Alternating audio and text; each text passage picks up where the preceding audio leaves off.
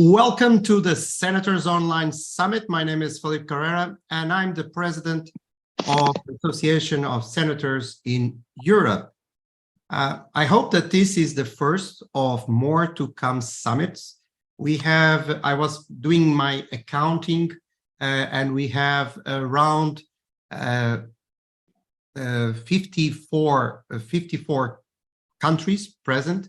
And so we have here two possibilities. Like we said, the first people that would register would have access to the Zoom, and those are you that are here already, and the ones that will enter afterwards. And there is another audience that I'm looking to the other screen that is on my side, because there is another audience that is on YouTube Live. So in both cases, we accept questions. And actually, if you have any question on the Zoom, you can even raise your hand and say it out loud when the moderator gives you the floor, or you can put it through chat. So in the case of YouTube Live, it will have to be through chat. In the case of Zoom, there is at least privilege that you can say it out loud. So if you want to use that privilege, you are very welcome to do so. We have three panels today. This under the umbrella Leadership in Changing Times. So this first panel that we will start just in a moment is about leading in a digital environment. And we will have from South Africa, Tshepo, and from Indonesia, Ilman, and from USA, Jennifer. We will talk a little bit more about this, and then we will have a break, so you can go to the bathroom, smoke a cigarette without showing that you are smoking, whatever. And the second panel, it will be in 1 hour time, so at 3 Central European time, and it will be about dealing with climate change. And the president of the chairman of AMESA, Ryad, will be the moderator, and then we will have Anneli from Estonia, David from Singapore, and Robert from Trinidad and Tobago. Finally, after another 15 minutes break that you can use for all the activities that I said before, we will talk about intergenerational leadership in the workplace, and we will have for that as moderator Ira from ASEAN, and Peter from Bulgaria, ASEAN in Indonesia, I forgot to say this, Petar from Bulgaria, Kabo from Botswana, and Jennifer comes again here from the USA. So this is a very short, I don't want to bother much with long presentations. So we will start immediately this first panel. I was giving a little bit more time for people to enter. And because I have one lady in the panel, I will start with the ladies. So Jennifer, is up to you. So let me make you this question. So to get your view, and by the way, Jennifer is very much engaged in NGOs and charitable work. So has a kind of more social view, I think, from these kind of topics, because many times we think about the digital like something that is only business oriented, and it's when you are leading is only for business. So Jennifer, my first question for you, in a world where technology is constantly evolving, how can we design our leadership model to thrive in a digital environment? Thank you, and that's a fantastic question, and I want to offer another point of view as well. I do work with a lot of different NGOs. I sit on a number of board of directors here in USA, helping with NGOs and nonprofits and not-for-profits Professionally, I have a degree in engineering and a certification in planning, and specialize in multimodal mobility and transportation solutions. So have truly both that social as well as that technical and business background. When we look at our leadership model and our technology, we must recognize that those with experience often comes over time. It does not reference any age reference. It is typically about you just have to go through things to have that experience. And those with experience may not always have the latest technological tools available to them. And so with any leadership team, any model, it is about surrounding yourself with individuals who have all different capabilities. Recognizing what your strengths are, your weaknesses are, and filling in the gaps within that. That's often recognizing that within our teams, we must rely on those who are learning, often in university and colleges, but learning the latest technology, staying abreast of that, and bringing them onto our teams. While they may not have the experience as yet for the business side or the social leadership side within that model, that's how we can work to mentor individuals while ensuring that our entire team is filled with experts in different fields. So it really does come back to one of those original concepts that even through the JCs and the junior chamber movement, JCI, that we learned, it's about welcoming all and ensuring that we have filled all of the gaps within our team to incorporate each technology and use it to serve and mentor individuals coming up through the experience levels.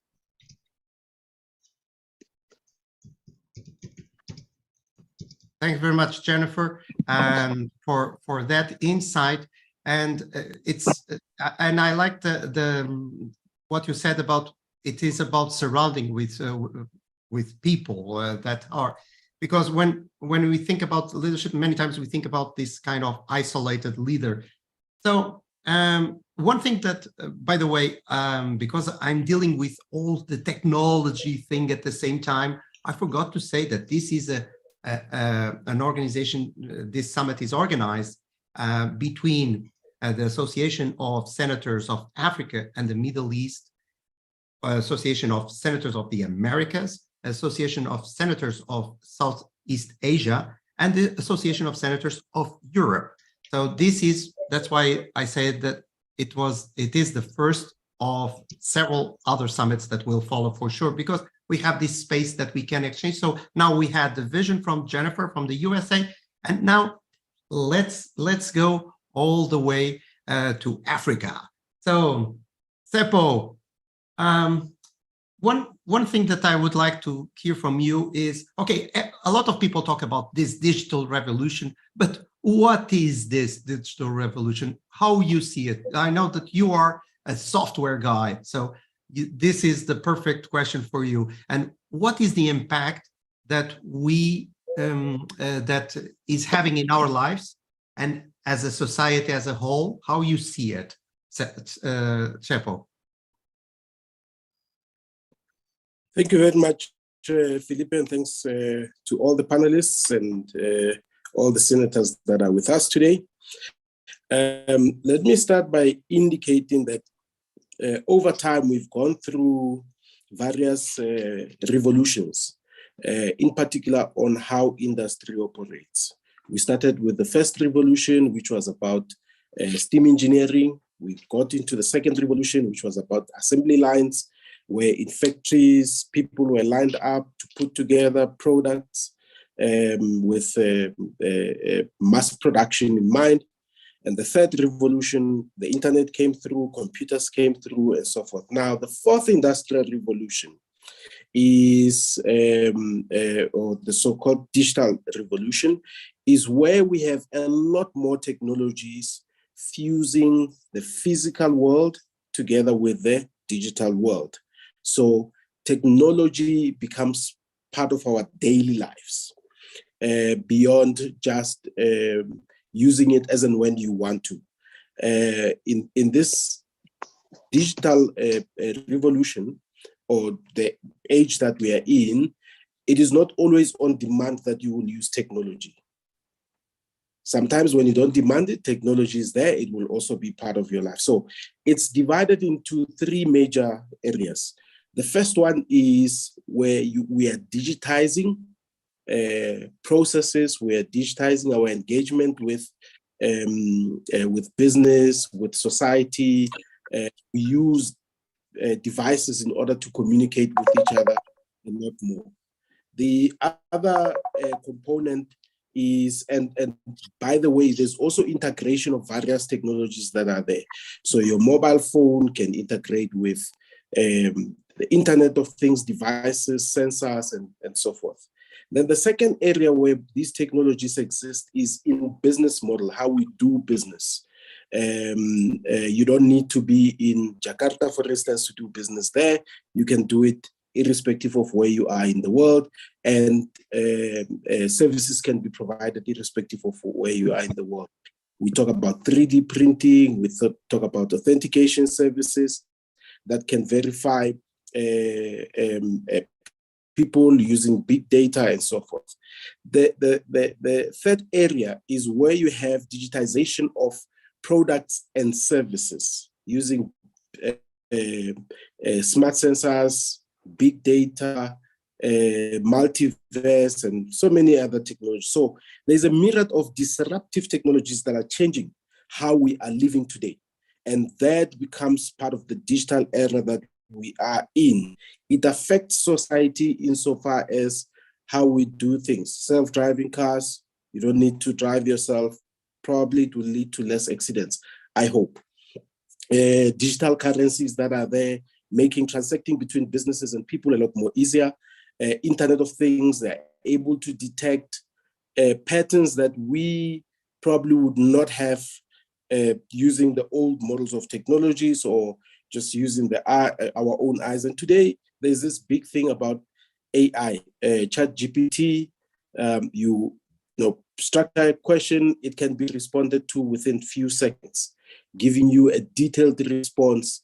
Or even sometimes, even software developers, you can easily do a basic mobile application just by giving instructions to artificial intelligence, which mimics how we do things as people. And over time, it learns and it becomes a lot more autonomous to an extent that it can be able to construct whether responses or give instructions to other pieces of technology to do things that you would have physically done yourself. So the impact there is that our physical is also becoming digital at the same time.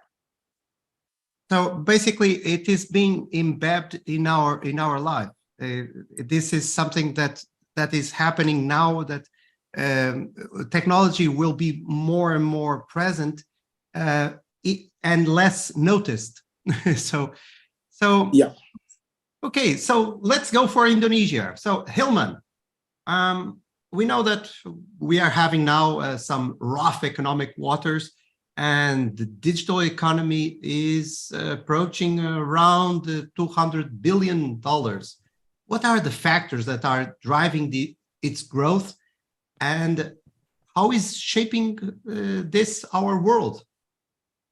Okay, I think it's great to know that digital economy is after COVID unblocking us, then the digital economy now moving forward and rapidly grow, because that time the physical distancing make people use technology, to using handphone, laptop, everything, doing the digital transaction, even trade, finance and logistics and everything.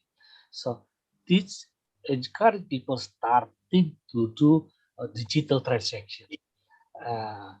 And the other thing, there are research in ASEAN,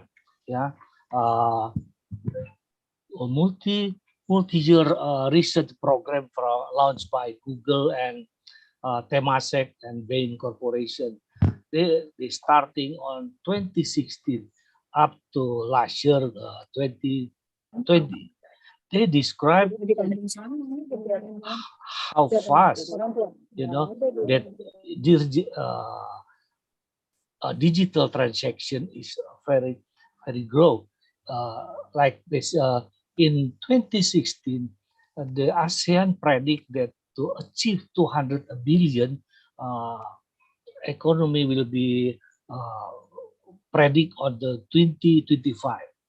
But last year, they almost achieved 200 billion, meaning 3 years earlier, meaning how the growth of internet technology and digital economy influence people's life for doing anything, not only for the business, but also for the learning, and also surveying any kind of the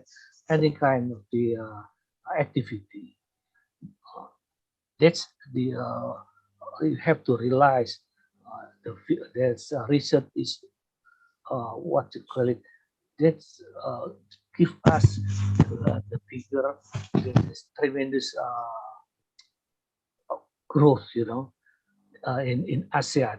So in ASEAN, mostly also they are archipelago. So traveling it's very important for each nation, by seeing everything. With the technology, internet, digital economies help them to keep active. So that is make the ASEAN people is moving forward. I think yes, Filipe. So Ilman, you are an expert in business integration, and one of the things that that I find interesting is that, for instance, you're talking about your area.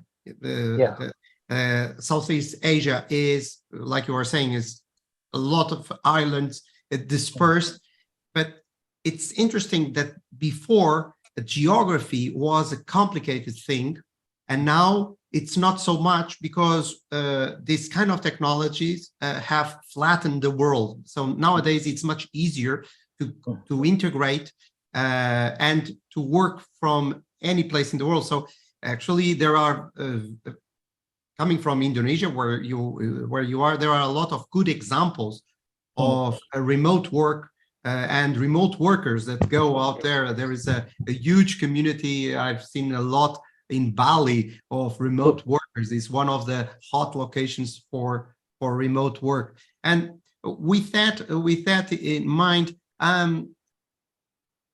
also we need to have different kinds of leadership. So I will go for Jennifer. And what do you think are the key strategies for successfully integrating technology into our leadership models, and even thinking about this kind of situation where we have dispersion of the workforce?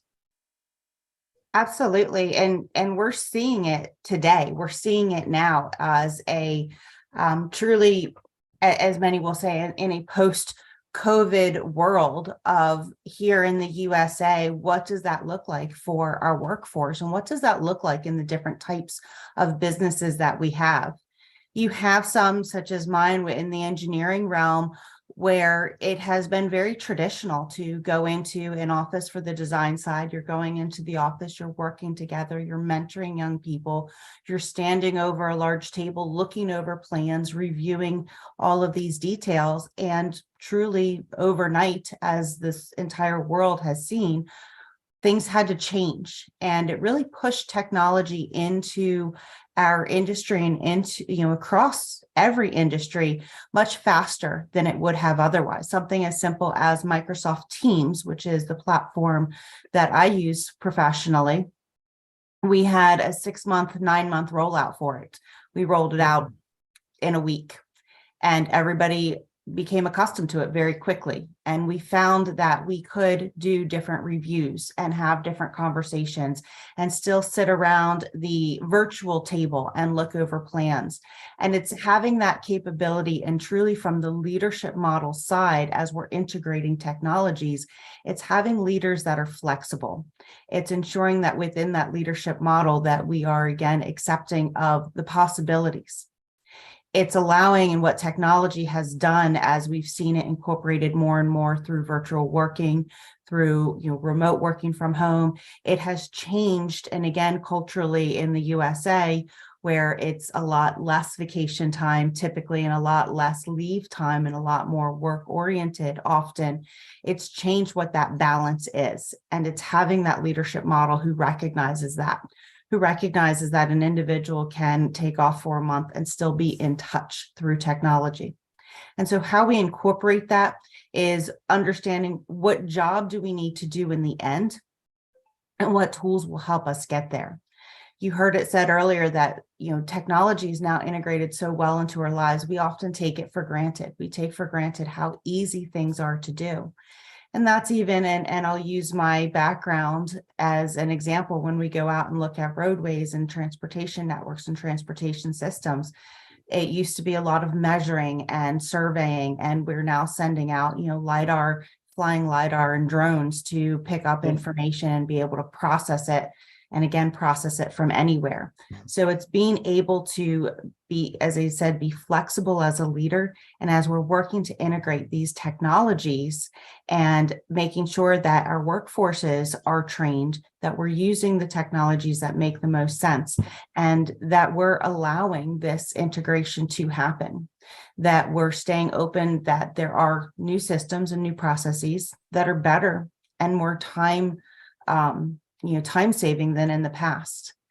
Oftentimes for change to happen without having a global pandemic or another major catastrophe happen, which really presses on and really identifies who our anti-fragile leaders are within our organization, who are really blossoming through and adapting well. But oftentimes it takes, we want to see that return on investment. It's a popular term within our businesses and our professional communities and our cost benefit analysis, and recognizing that technology can offer that type of cost benefit and return on investment much more so than just doing something the old-fashioned way, as we would say. But really, it really comes back to what is that flexibility and making sure that our leadership model is set up to be flexible, to recognize that the end product is where we want to be. And there are 1,000 ways to get from point A to point B. And we need to allow that flexibility to recognize it doesn't have to be the way we've always done business, that we can do it from any place in the world. As was noted, the world has become a very, very flat place from how we can connect to each other. And we can do it in a number of different ways. And a true leader who is flexible and understands their leadership model to be that of incorporating flexibility and change and innovation will be able to incorporate all of this together. So the key word is flexibility. And also one thing that you were saying, I would add one part that is reaching talent where there is a crisis of talent. Now even big organizations in the area of human resources, they don't talk about human resources, they talk about talent, because human resources is, let's say, more like, okay, payrolls and things like this, and who gets the vacation when. And now you have to manage talent, and manage talent is also to reach talent where you can find it. And you can, it's not a question of where is the talent in my cities, where is the talent in my world. So let's go to South Africa, Tshepo. So we were talking about leadership and how we can use leadership models, but let's drill in and think as a leader. Okay, think about, we are living in this digital environment. As a leader, what are the essential skills and qualities that are needed to thrive in this fast-paced digital environment? So I know that you are more into the IT area, but is everything about IT? You need to be an IT wizard, or there is more to it? Not necessarily, Filipe. You don't have to, have the technical competencies of IT people. You can always surround yourself with teams and people who are aware of or who have the hard skills of technology. But it is important and by the way, bear in mind, there's this statement made by the World Economic Forum that you either disrupt or you get disrupted. So as a leader, you must keep up with the technologies. Wherever it is mentioned, whatever articles that are out there, you need to take time to read about the digital technologies that are there, the trends that are coming up, and to an extent become a student of all things digital. That helps you to have the adequate awareness so that as you lead teams, you can shape their digital culture as well as digital experiences. The other thing that is important, our major difference between technology and people is that we still have our creative capacity, we still have our emotional intelligence, and to an extent, we are still artistic, and technology might catch up, I am not sure, but those soft skills are still essential today. So it is something that you can also still continue learning, because ultimately technology is there to contribute to society, to contribute to people. So people will always be at the center of the revolutions that are happening. You have to think beyond reality. You would know that many years ago there was this sci-fi film called Star Trek, or a series. Some of these things that we used to see there are reality today. So you have to think beyond the now, think also about the future so that you can become an effective leader, not of now, but also of the future. And as I said, it is important to keep up with the competencies wherever there are courses that gives concepts and understanding of the different types of technologies and how those technologies are disrupting industries and life. Learn about that, be curious, use the technologies, and with all the support that is out there, integrate them into your business life, into your own personal life, but not forgetting that ultimately people are at the core. We know that in this, even after COVID, mental health became an issue.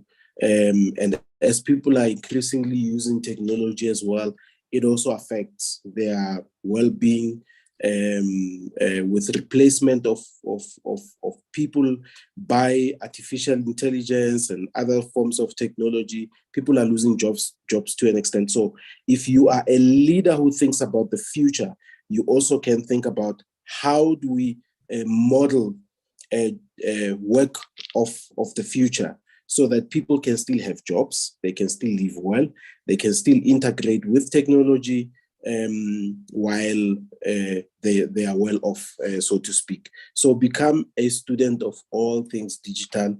That is the bottom line. I like very much that idea of becoming a student of digital, because this is something that, for instance, in the Senate, I have been encouraging that we need to network, we need to be connected, because we need to evolve the whole time. So before you would, let's say, think about, especially in Europe, you would think that around 65, you don't need to learn anything else. You need to basically relax. But there are two factors. One is that the careers are longer, and the other one is mental health. And you talked about also about mental health. It is very important that you know how to use the technology and let's say exercise the brain with that, so you don't get behind.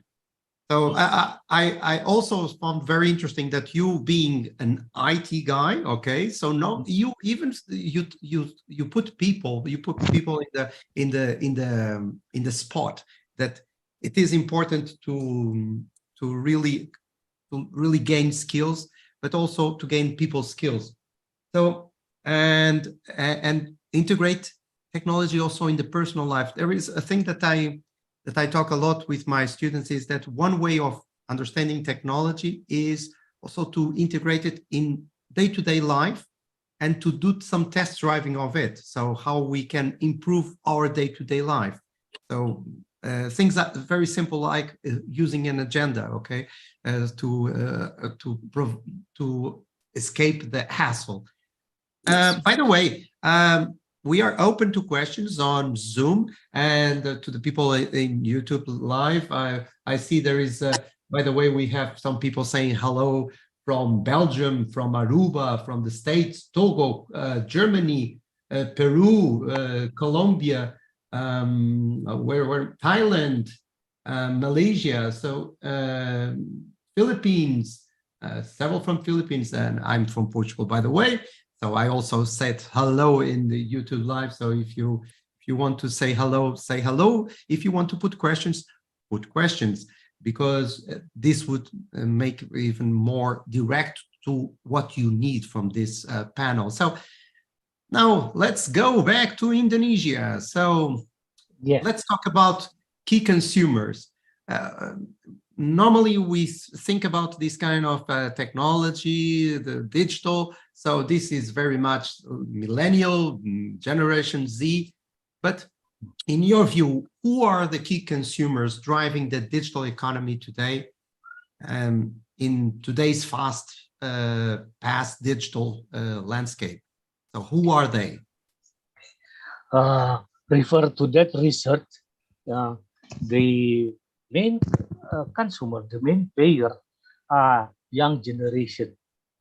That's young generation in the city, urban people, and moving forward to the suburban in area, in everywhere. So, the way they put the language in the research, also they using young people language, unusual. They using the people said they talking about techie language or something like that. So the old generation sometimes don't understand what does it mean, but among the young generation, they already understand what they mean. So meaning the main player are young people, and then the other sector are finance, trading, and logistic and supply chains. They are working based. They are using digital economy foundation. So they make people not rigid in everything, because many killer app the public can use and hide. So they talk each other with the same language. So that is influence. Like in Singapore, they describe 60,000 job creation during the after the COVID. They using at home, work from home. That's only Singapore. Can you imagine in Philippines, Malaysia, Indonesia? They are working at home. They are trading. They not manage the logic or warehouse, but just trading with the sample. No, the active people are still young generation. So this very important. Why our communities like Student Chamber International doing encourage people doing the digital training, like a seminar training and transacting everything with the digital foundation. It's make people more easier to connect each other. They with the borderless country, with the physical, they have a lack of the distance. Yeah? But in the digital economy, like now, Philippines, Portugal, now we are in Bandung. I feel so close in everyone. So this is new world, but we have to to program to program what we can use it for good for everyone. So now also in the lecture, most campus they are doing virtual, virtual, and also now in the government services, the operator of the services by application, most often are young people. Yeah, so I encourage GCI is invite many people to do program with digital activity, not only for business, maybe for learning too. That's Filipe from me. Okay. One thing that I would highlight is that, of course, younger generations, like you said, are much open to this kind of tech language. And also there is a field for what is now called reverse mentoring. So basically younger helping older generations to get into technology and being mentored by these older generations in order to have the people skills that they are lacking. And especially when we went through the pandemic, a lot of these younger generations are losing a bit of this kind of people skills. So this is something that I see relevant. We are in the last 7 minutes. Time has passed very fast because you brought so much value to this panel. And I want to give, let's say, a last round question for, the question is the same for the three of you. And the question is like this: think about, you are a leader at this point, you are leading a team, wherever you are, you want to develop yourself. Which skill you should learn? Which, it can be even a program, it can be something that it will help you a lot. Let's say something that you have seen that when you master that, it helps working in this digital world. So like I was saying, it can be a skill, can be a program, can be a web page, whatever.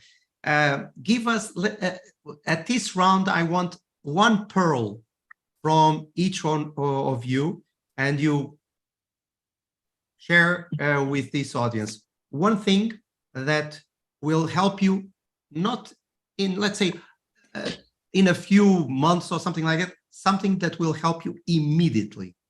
So we will go through the same order. So Jennifer, you know that you are next. Thank you. And thanks for allowing me to go first on this one. For that one item, it really comes back to several things that have already been said today. And I'd encompass that into not necessarily learning a specific software, going to a specific web page, trying to chase technology. We will always be chasing it if we have not stayed at the forefront of it. I go back to one of the first things I said, it's surrounding ourselves with other people. It's using the word "and" as we think through things. But that one item that would be the most significant, it's making sure that we are approaching with an open mind and open ears, that bringing back that concept of flexibility. But that as a leader, we recognize we don't have all of the answers. We have the ability to inspire others to move towards a vision. Having that open mind and that open ears to listen and truly embrace the intelligence, the technology others have, the expertise of others, but to do that in order to make sure we recognize that together we can move forward, and alone we can only go so far. Basically, you are going towards something that in other forums I have been talking, is that we need to work more and more as a collective brain. Correct. Our value is as much as the value of the knowledge of our network. So this is something that we need to understand, and that JCI and the senators are huge network of knowledge that we need to use as much as possible. So now turn to South Africa. Tshepo, what is your specific something really specific that we can do today, tomorrow? Yeah, before indicating one broad topic that we can all immediately learn about, I agree with you as well as Jennifer that we need each other. So there must be a lot more equality, and that is what technology brings to us. So as leaders in this uncharted and uncertain world, we need to learn specifically from my own view about this topic called digital transformation, because it can lead you to many aspects of what technology is doing and how can you incorporate it in the spaces that you are leading. So digital transformation is a topic that I would encourage us to spend time in, so that we can understand the hard technology, the models, processes, and anything else that encompasses technology that's affecting us today. If we get more knowledge and understanding of these changes, we will be better leaders as we go on into this uncharted and uncertain world that we are in. Thank you, Tshepo. We have a comment from I hope I'm saying this correctly. The name, I'm always bad in saying foreign names. I'm sorry for that. Lecter Wirst, I think from Germany. He's saying personal and individual approach to each member of the team is much more important than before. So the question of the talent that we were talking before, that it's connecting directly with the right person and put it in the right place. Use your eyes, eyes to watch, your ears to listen, and your mouth for open questions. Find out what is each one's purpose. And it's he's saying, it's not like I was saying, it's Christoph. So he wants to be treated by Christoph. So Christoph, thank you very much for your comment that was made on YouTube live. And last, very fast, Hillman, what is your contribution to what should we learn very fast? Thank you.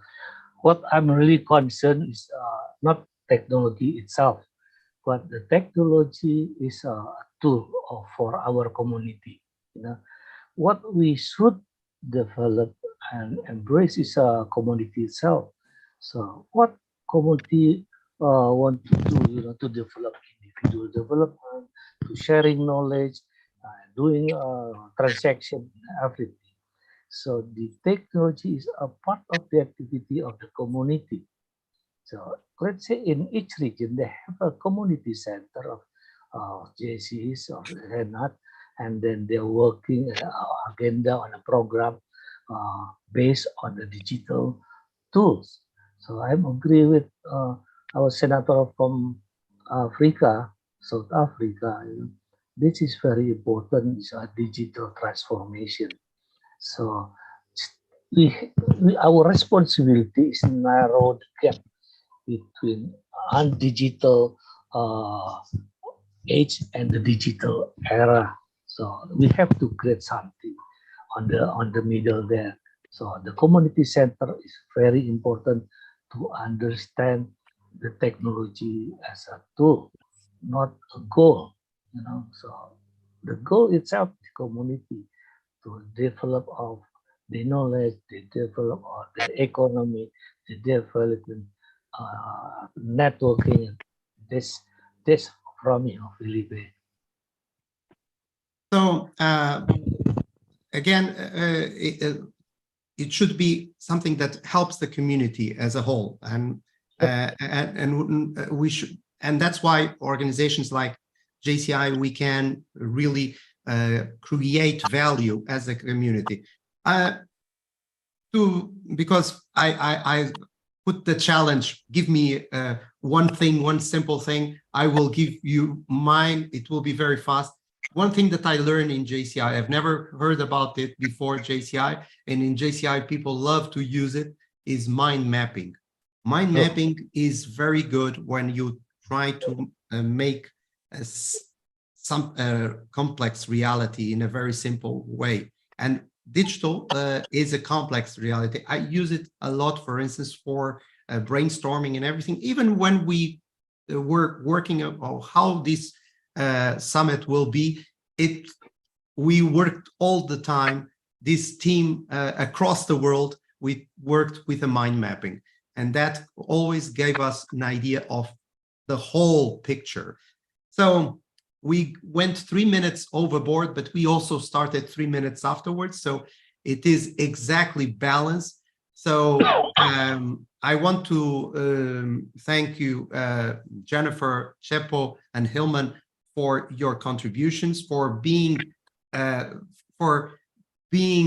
courageous enough to be in the first panel of this first Senators Online Summit organized by Association of Senators of Africa and the Middle East, Association of Senators of the Americas, Association of Senators of Southeast Asia, and Association of Senators of Europe. So this is a very interesting event, and the thing is that there is this background that was made by the chairman of AMESA from Africa and the Middle East. And one of the things that I said is that this is actually a very nice background, because we here have visions from the world. In this panel, we had the Americas, we had Europe, we had Africa, we had Asia.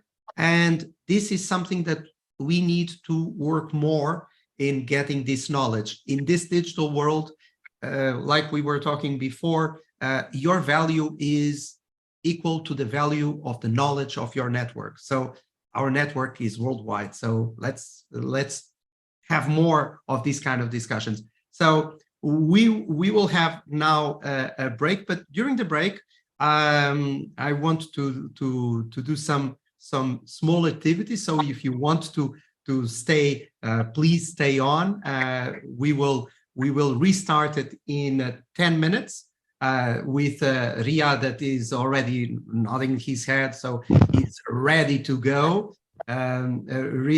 We have been discovering that we are a kind of brothers that were separated at birth, because we work very well together. So when he says something, I say the compliment, and it goes like this. It's like we are always doing a very nice work together. So, for instance, we had a summit in Istanbul between senators from Africa, the Middle East, and Europe, and it was a very interesting event. And we will have another one like that next year. We are already planning. So, so there is somebody. Filipe, Yes, Ryad, Filipe, tell me. may I suggest that you spotlight yourself and the 3 other speakers, and I'll take a picture, please. Okay. So you will be the photographer this time. Yep. So if you want to be in the in the photo, please show your lovely face. And by the way, try to smile. So people will think, oh yeah, people were happy at the panel. Okay. So I'm doing my best smile. All right, Don. Yeah. Can you Filipe, can you do it with only you and the 3 speakers? You spotlight only the 4 of you. Okay. Let me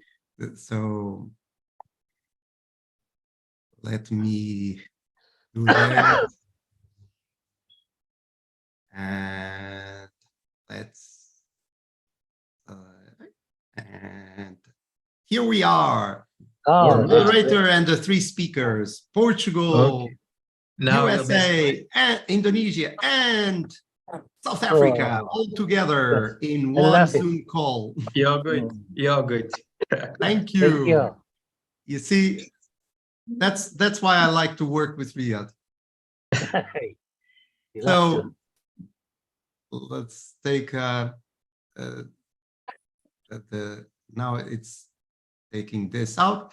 So one of the things that we can talk during this this break, the people that want to do the break, the famous smoking break or something like that, can go. But if you have any questions, the three panelists are still here, so we can help. If there is some microphone on that is not talking with us, it's talking to somebody else. Okay, I managed to silence it. So we have some congratulations on YouTube about these sessions. There is Ariel John says, "I love mind mapping. What a great tool." Actually, I'm quite a fan. I'm not selling mind mapping, so it's not like I will put my my affiliated link there. So don't worry. If you want, I can even give you a free tool. It's very easy, free mind, if you want to test it. But before, just check some videos in YouTube about it. You will see. If you are not using, you should.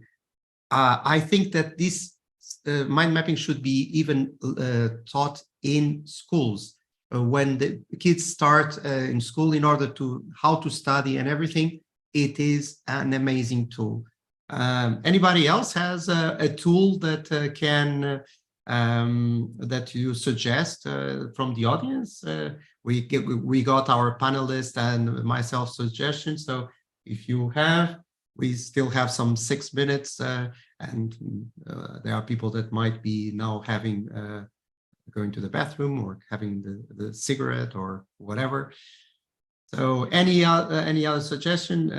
Thank you, Jean Tan, for your nice message, and also from Fode Diopo from Senegal. So this basically in this small screen we have the world represented. So I see a lot of friends also in this screen. So I see. I hope I will not miss anybody from Jean, from David, Jacques, Tom, René, Petar, that will be speaking in some moments also. So there is a lot of people here. So any tool that you suggest, you can open the microphone. This is now it's like karaoke. You can do it at any moment. So you can. So, okay, well, we have a message from Morocco. The president of JCI Morocco, national president of JCI Morocco. So he's here, and Ira, that will be on the third panel. We will be a moderator, and so she's also putting here a message we have from YouTube Live. And I'm really bad in saying names. From I will say Dishart Panikul. He's saying great start for JCI Senator Global Meeting, JCI ASEAN Island. Very people seem that like this panel. So Ryad, you have now to do it even better. So Reynold is saying that he's using MindView in YouTube Live. He's saying that he's using MindView. So I don't know this one. I have one that is paid, but I don't have the affiliated code. So don't worry, I'm not selling. I use MindOmo, mind like mind, and then OMO. I like it very much because it's cloud-based, so it works very well on that. So, any other suggestions of tools, or other suggestions about what it was talked on this panel that you want to share? Okay, there was here a little bit of sound. So, it is. By the way, we had more than 200 registrations for this event, so there is a lot of people that is following through YouTube, and this also will be available afterwards. But I think that it's much better always to have live. It's like music concerts. One thing is to see it recorded, and the other thing is to see it live and being able to interact and make questions. So if you want, we are here for your questions. And Ryad, you are almost on starting, because according to my clock, it is 2 minutes for your panel. So Yes, it's 2 minutes for my panel. So, but then I'm looking for. Okay, Anneli is coming in. just entering at Yes. this point. Just entering at this time. Yes, because I just sent a message actually. You have all your panelists present? So we have Senator Robert. I saw him coming in. Yes, I see them. They are here together. Yep. So I will do don't worry about putting people at some point. I will do that for you, Ryad. Sure, thanks. I will be your director, movie director. Thank you so much. So you only have to be worried about the questions and the answers. So we are like 30 seconds to go. This is one of the things of this new digital world, is that nowadays things tend to start on time because there is no excuse, there is no traffic excuse. So it is something that nowadays it happens that you can be anywhere and you can participate. Now, because now you're going to say this connection problem. This is the new one. The new one is you're mute. So these are the common terms. Oh, yes. I like to say that people look like Nemo in an aquarium. So I start like swimming a little bit and everything. So like the fish. So we are getting greetings from Portugal, also Ronald Govertz, a senator from Portugal, and also from another from Morocco, Sarah. I know Sarah. Sarah, So my dear brother that we separated at birth. So it is 2 o'clock in my clock, but 3 o'clock CET. So it is your turn, and I will shut up finally. You will thank me for that. Thank you, my good friend. Actually, we all have our panelists present, so we are going to start. So our discussion today, right now, is going to be about climate change. So it's about adapting with climate change. So we are going to look at different views and perspective of climate change in different areas in Africa, in Europe, in Americas and the Caribbean, and also Southeast Asia. So I'm very excited to go on this topic because myself, I'm a climate activist. I'm a climate activist for the former Vice President Al Gore. I'm in his NGO, Climate Reality, for now some years. I had the opportunity to be trained by himself in 2016 in Houston, in Texas. And I'm also the Zero Waste Ambassador for the Let's Do It Foundation. I've taken a training like two years ago on circular economy, waste management, and all of those. And I have been acting a lot in my country and in different parts of Africa, also implementing projects and campaigns. So, and we have also a fantastic panel with us, which I'm going to present as we go.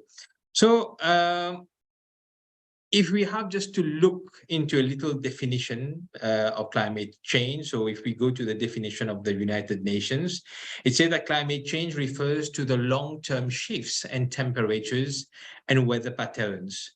Temperatures, actually around the world keeps increasing every year, at times reaching peaks which are no longer adaptable to a human being. According to the NASA, 3 years ago, in a desert in Iran, the temperature reached 74 degrees centigrade at midday. So, phenomenon like powerful cyclones with gusts of wind beyond 300 kilometers an hour, torrential rain, also known as rain bombs, giving like over 100 millimeters of rain in an hour, have become today's normal, while extreme cold temperatures are being felt in regions which normally never experience same. So today we have a panel of senators with whom we are going to have a discussion of dealing with climate change in the perspective of 4 different regions. So our first panelist is Robert Le Hunte. I just hope I didn't mispronounce. Apologies for that. From Trinidad and Tobago. He has served at various positions such as board member of the Inter-American Development Bank, IDB Invest, and the Multilateral Investment Fund. He has also served as Minister of Public Utilities for Trinidad and Tobago from 2017 to 2020. This is just to mention a few. Welcome, Senator Robert. And my first question to you: how real is the climate issues to the regions and the major challenges which are being faced? Good morning all, or good evening and good afternoon to all JCI members and the listening public. And again, I want to congratulate the organization for putting together this event. I agree with the last moderator that we do need to utilize our global outreach, and having discussions among people is one way of making this world smaller and getting our message across.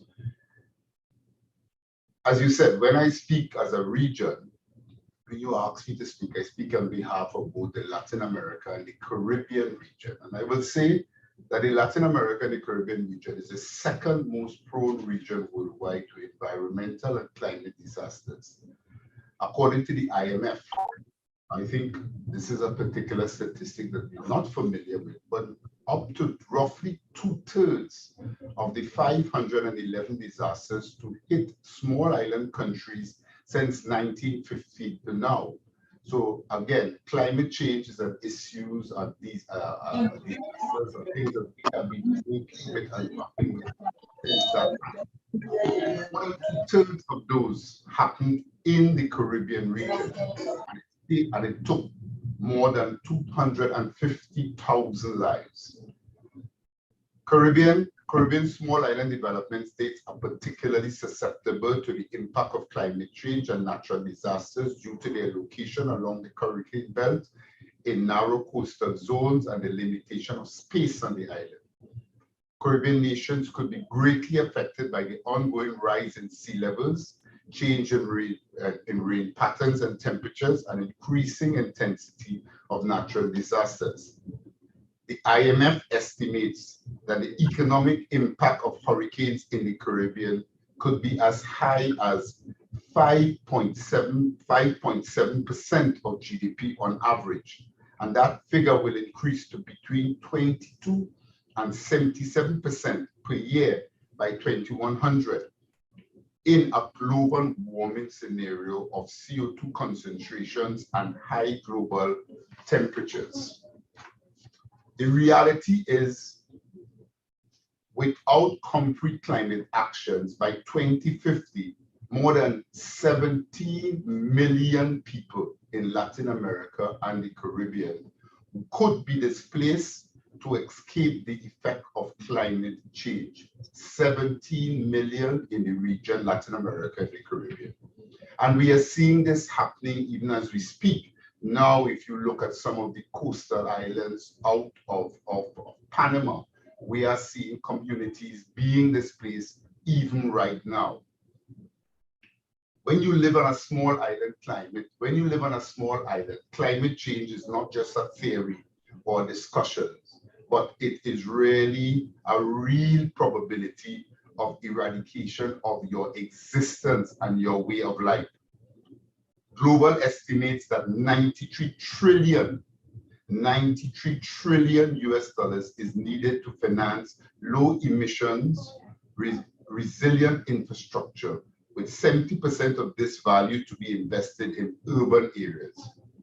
Bringing it closer to home, when you talk about the Caribbean Country Department of the IDB, we estimate that it will cost approximately $20 billion in investment just to achieve our SDG infrastructure goal by the year 2020.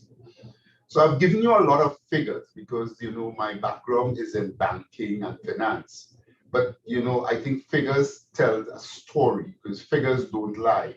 It gives you an idea of the impact of climate change to this particular region. And this will have severe and significant financial impact and a lot of displacement of a lot of people in our region. So with that, I will stop there because I know we are also going against time. Thank you, Senator Roberts. Thank you for the figures. Actually, it is true that figures is an example, shows us the example of the negative impact of climate change. So climate change in itself has become a science, but actually we are using it to understand, like for instance, we have understood the impact could be a regression up to 5.7% of GDP for a certain region. And it is also what we take from this, that if we want to reverse the effects of climate change, we will need $93 trillion invested to be able to get the world in a different pathway. So having said this, my next question will go to the other side of the world now. I will go to Singapore.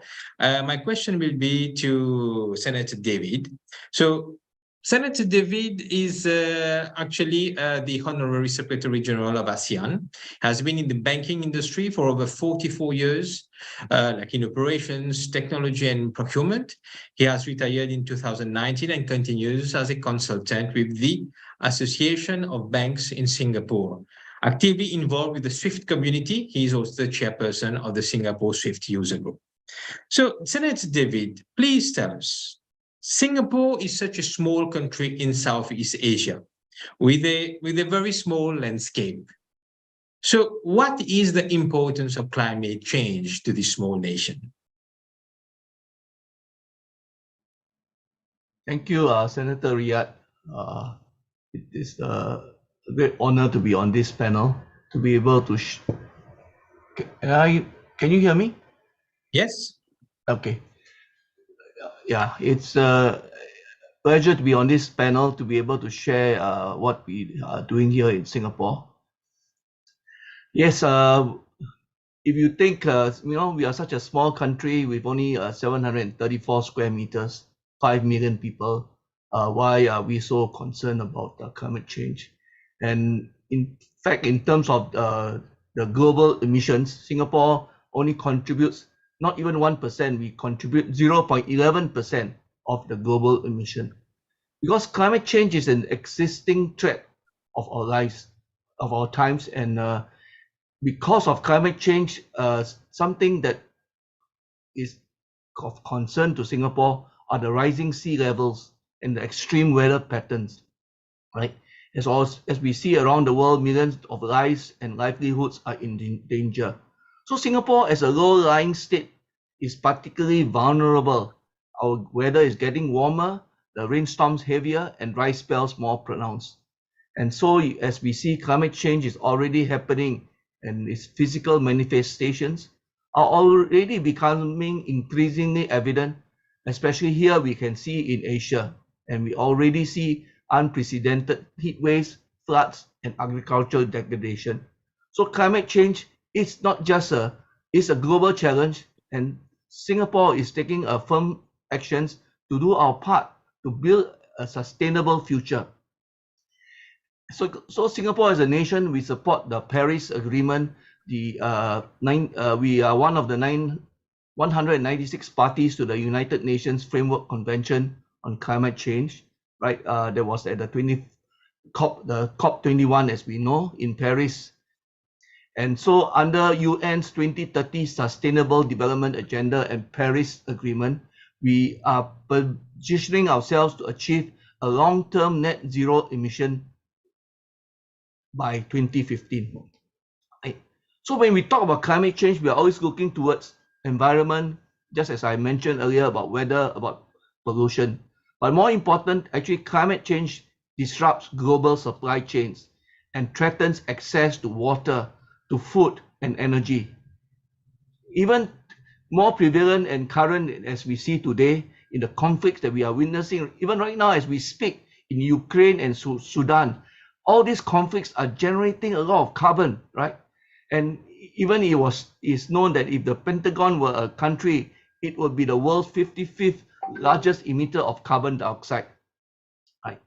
So, and whatever for its purpose, warfare is easily the most carbon intensive activity. So with all this background, Singapore has come up with what we call the Singapore Green Plan 2030 as a whole of nation movement to advance a national agenda on sustainable development.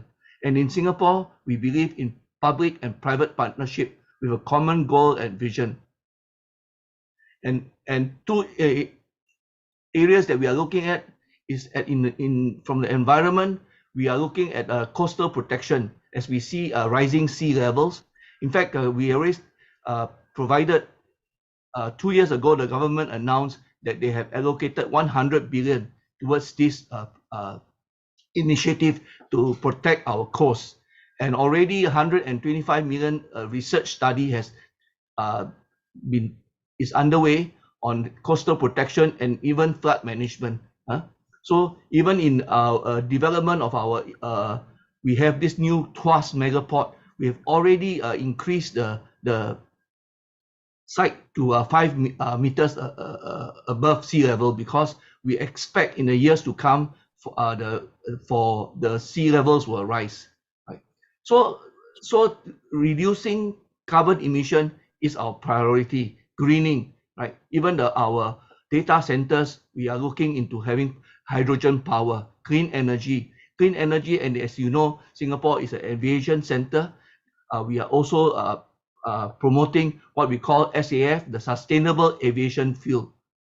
And even in the areas of transport, there is a push for electric vehicles with tax incentives and several other incentives to encourage our residents to use electric vehicles. Just like even if I'm allow me to quote the Toyota Motor Chief Executive Officer Koji Sato, who said that it's not a question about electric vehicles that they sell, but it's how much Toyota is able to reduce carbon emission. I think that is our key objective. I mean, I keep on repeating, carbon emission is our objective.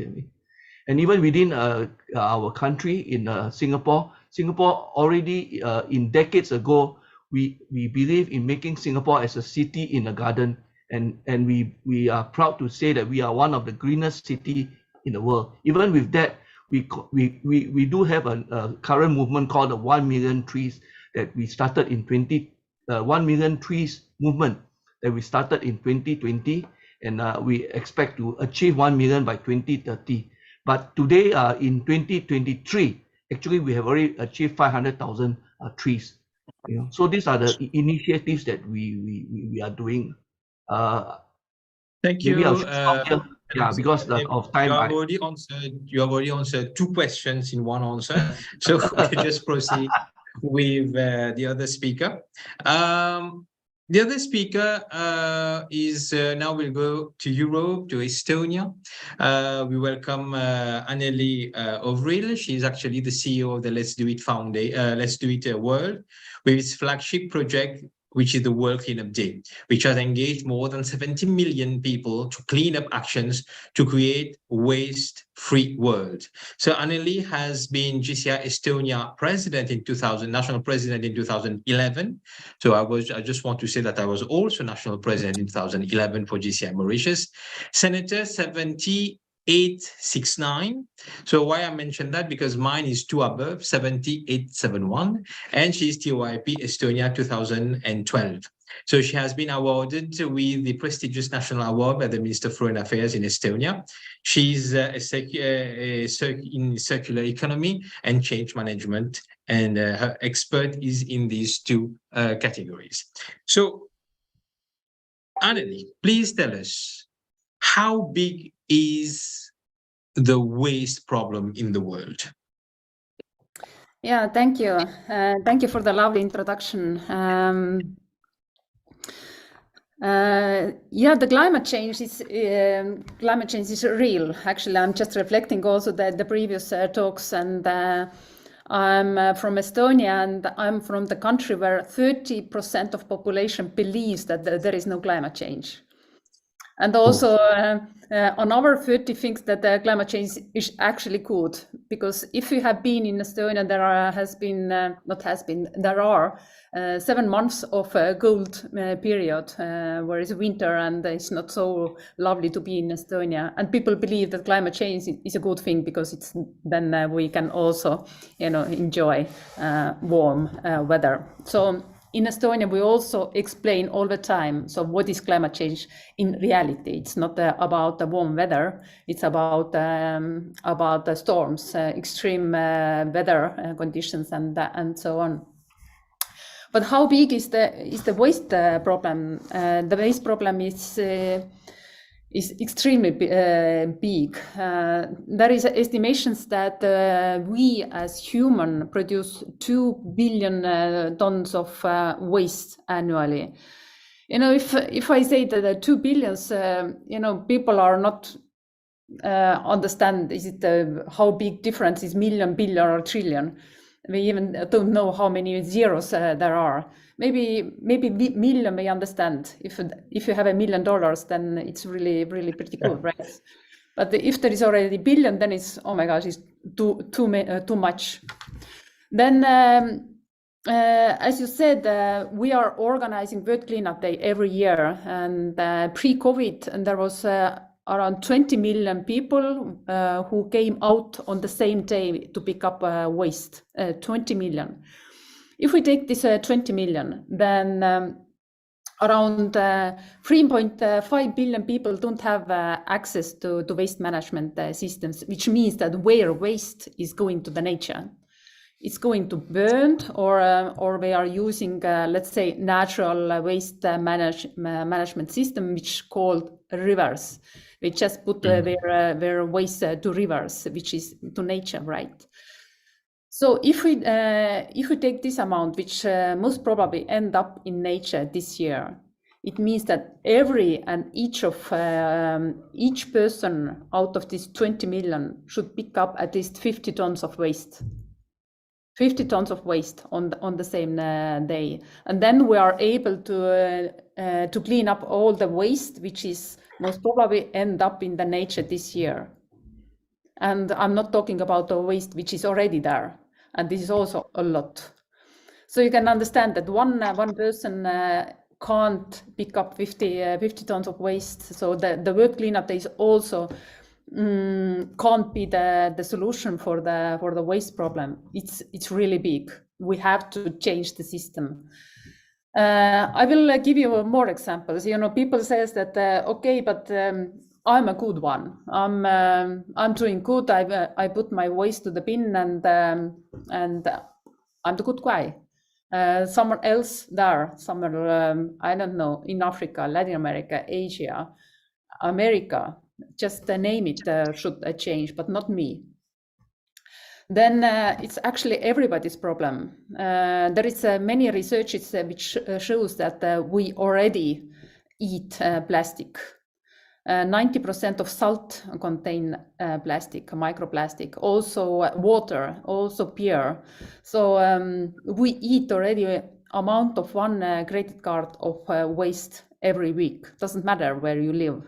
Are you living in Estonia or in Singapore or in America or Latin America? It doesn't matter. You still eat that, which means that already the waste is in our food chain, and we are already eating it, and it already has impact on our health as well. And I'm not talking about the millions of living beings who are also killed because of waste.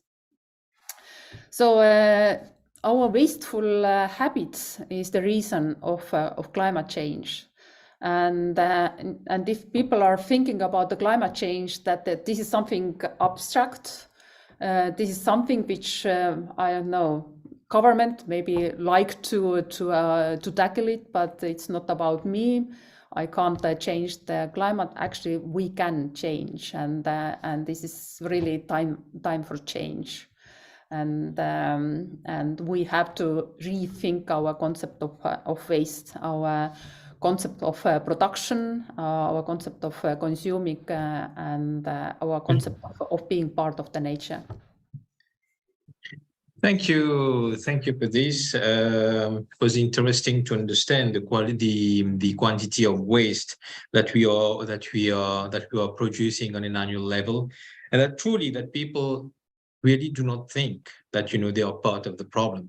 Everyone is becoming everyone's problem except one's problem. So there is a concept which is called not a concept, but a definition that we use called the Earth Overshoot Day, which is actually a date which marks actually when humanity's demand for ecological resources and services in a given year exceeds what Earth can regenerate in that year. Meaning that in 2023, the Earth Overshoot Day is going to be on the 27th of July, meaning on this 27th of July, we have already consumed everything that the Earth can give to us.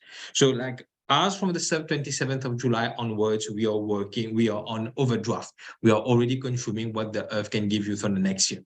And just to take into consideration that the Earth Overshoot Day in 1971 was the 25th of December, and this has been regressing until in 2023 to become July. So we are consuming in an excessive mode, and there's no control of that. The only aim for countries, for big multinationals, is to increase the capacity, to increase the profits. And at a point of time when with the Industrial Revolution, it was only to increase capacities, but not taking into consideration what we were doing to the environment. So I'm going to have another question for Senator David, who has been speaking a little bit about the initiatives about climate change. So now I would like to ask him, what is the impact of the initiatives taken to address climate change in Singapore? Senator David, you have 3 minutes for that. Yeah, so as we were talking about the ecological effect, actually Singapore also sees climate change or sustainability as a potential new engine for jobs and for growth. Because sustainability has to be actionable in order to become a way of life.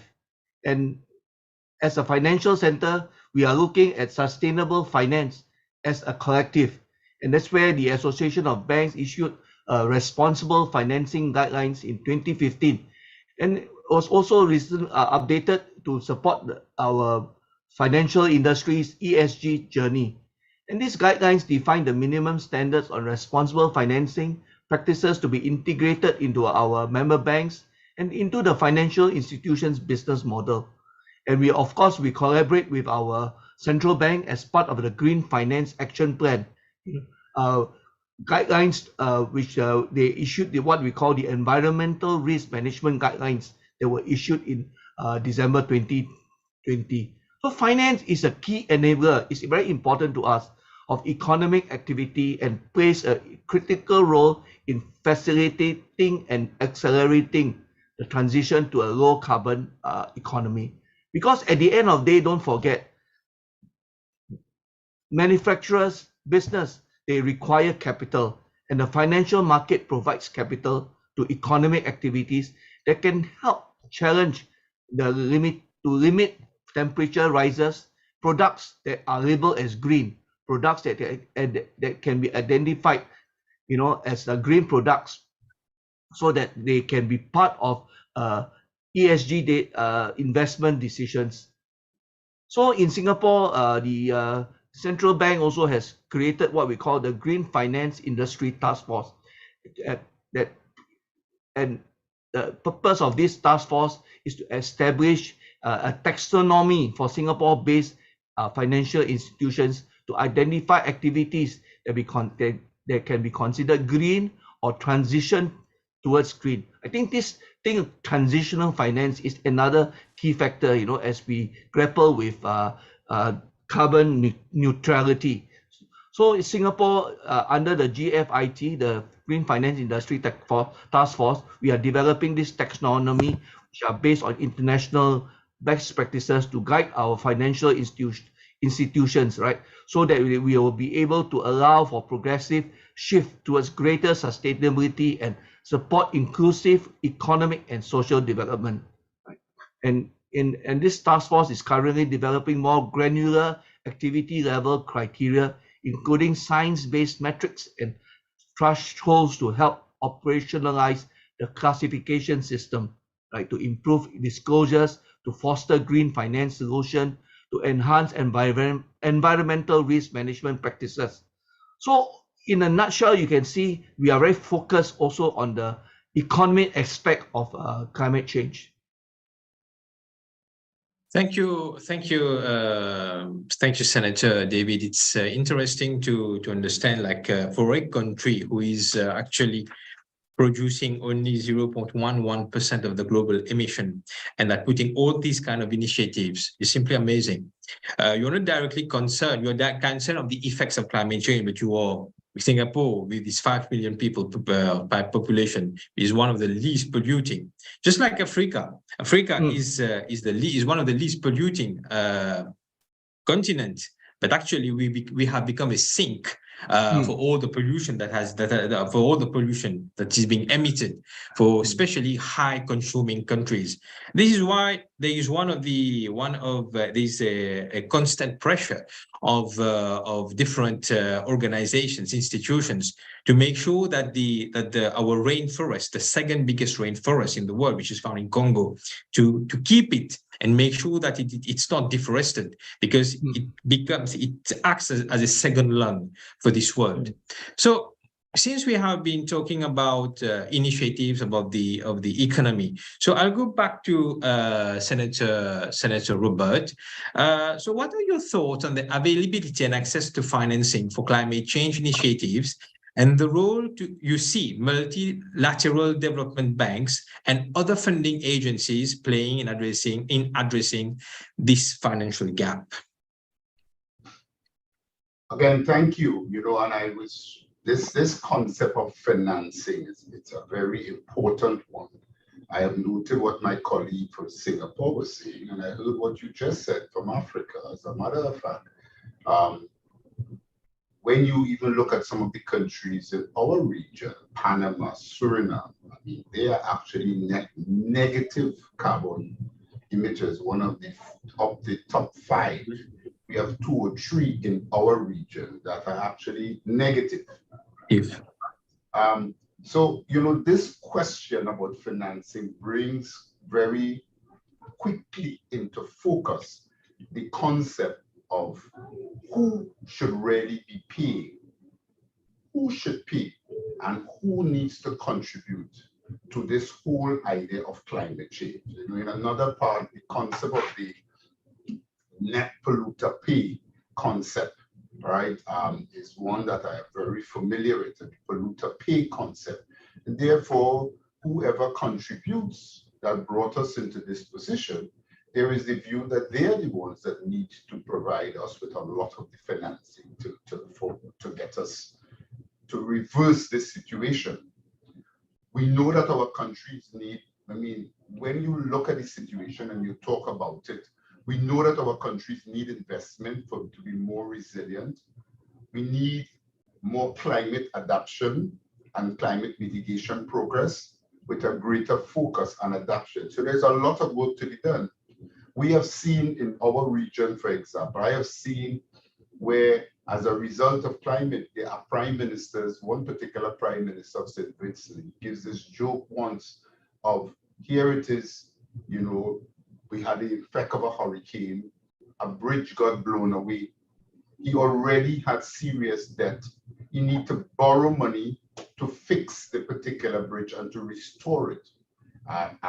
And by making this cost, when a country, a small country like we have in the region, have to borrow money, they are giving up that money that could have been spent on other areas of development to fix the bridge. only for another hurricane to come and wipe off the bridge, which he then need to rebuild the bridge while still paying for the first bridge that wasn't even there. So that's the kind of cycle and the type of money, right? Because these projects, the reality is that these projects cost money.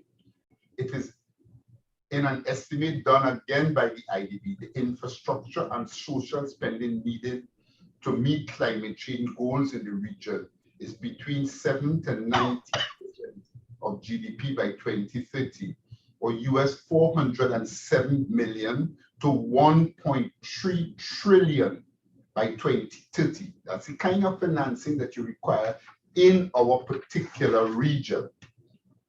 These are complex and expensive undertakings for countries that are already burdened by limited fiscal space and escalating debt to GDP rates and rising interest rates.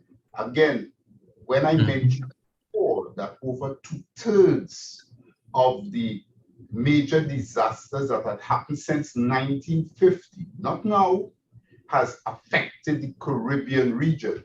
You realize that these regions have been fighting and spending money on these problems for a long time. So as a result, their debt to GDP levels are very high already. And again, I make the point, like Singapore and a lot of the regions, we are not the ones that are contributing to global warming. We are not the ones, we are probably carbon zero or carbon negative countries. So there is financing that is required, and this financing needs to come from a number of places. This financing needs to come from multilateral development banks. And in the case of that, you don't only need financing, but you need a lot of technical assistance from those institutions. This financing also needs to come from institutions like green funds and so forth that we need to be able to mobilize. But I tell you, access to those funds require sometimes departments and financial resources to be able to make the particular application that sometimes a lot of our countries do not have. This financing also need to come from some of the countries, some of the private sector companies that are causing the pollution in the first place. You mentioned the war, and you mentioned one particular institution that if it was a country, what would have been their emissions? But you have all the oil companies, you have the ones that are dealing right now with the fossil fuel and extracting them and making tons of money. So we need to get financing from them. This financing also needs to come from all of the countries in the developing world that are polluting, because we are the ones, like, to use the word almost like dustbin, we are getting the impact of the climate, and we now need to spend money, limited money from our own resources to fix a problem which we did not cause. So we need to get, this problem is huge, and this problem, the funding of it, we are in the Latin America, the Caribbean region, a lot of what my colleagues mentioned in Singapore, we are doing that. We are mobilizing the local banks to finance green projects, etc. And those things are happening. But again, these things are happening at a time when our financial space and our ability to mobilize these resources is already limited, because we are using our money to fight other issues of development that needs to happen. And in addition, the size of money that is needed to build the required level of resilient infrastructure is also very, very huge.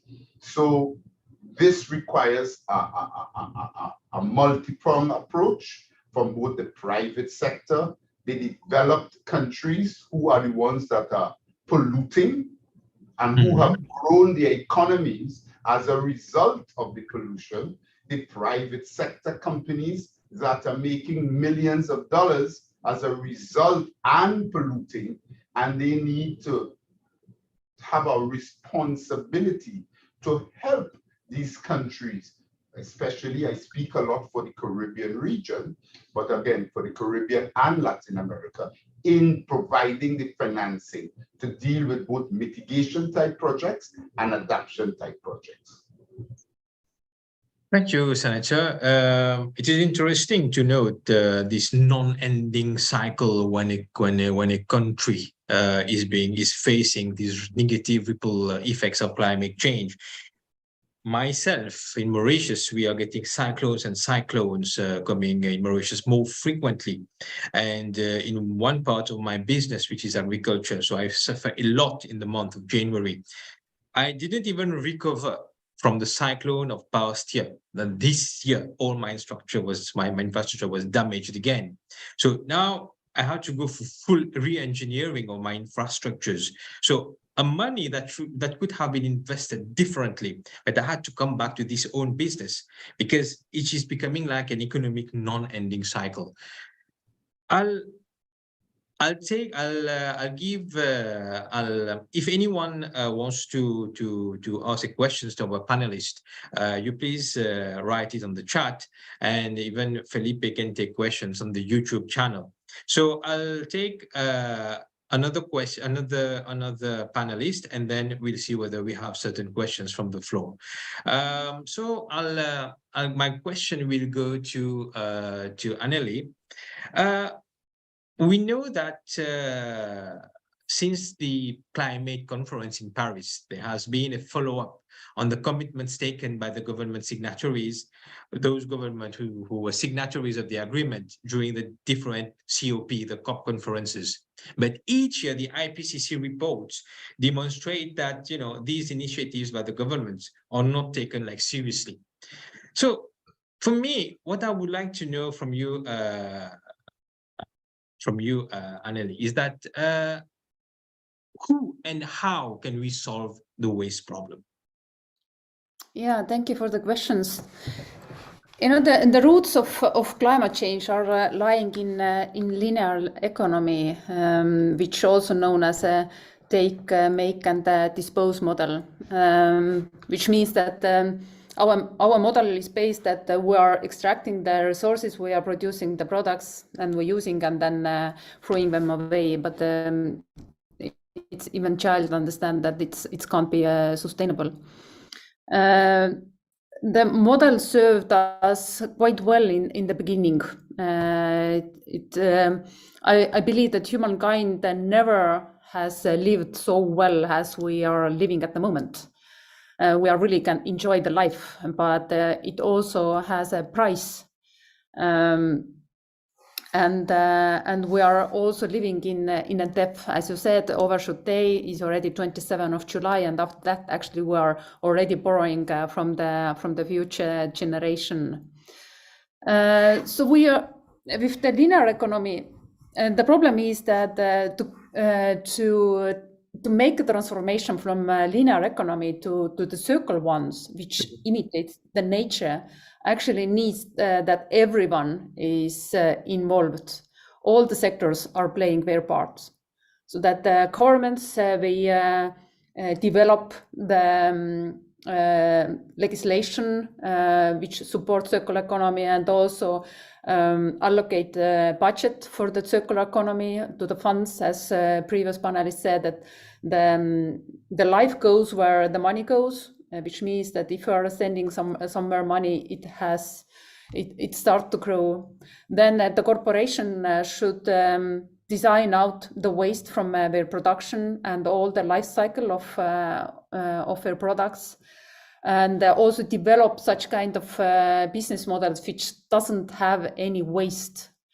And also we are individuals, we can also play our part, and we have to play our part. So we can vote with really our voices on the elections, but we also can vote with our money in the shops. So if you are, and I also see that no sector can just act alone. We all have to work together. We have only one planet, so we don't have another. So we have to work here together. And we can also point the fingers and who has to pay and who are guilty. But I see that we are just wasting time here. We have to already take actions. Just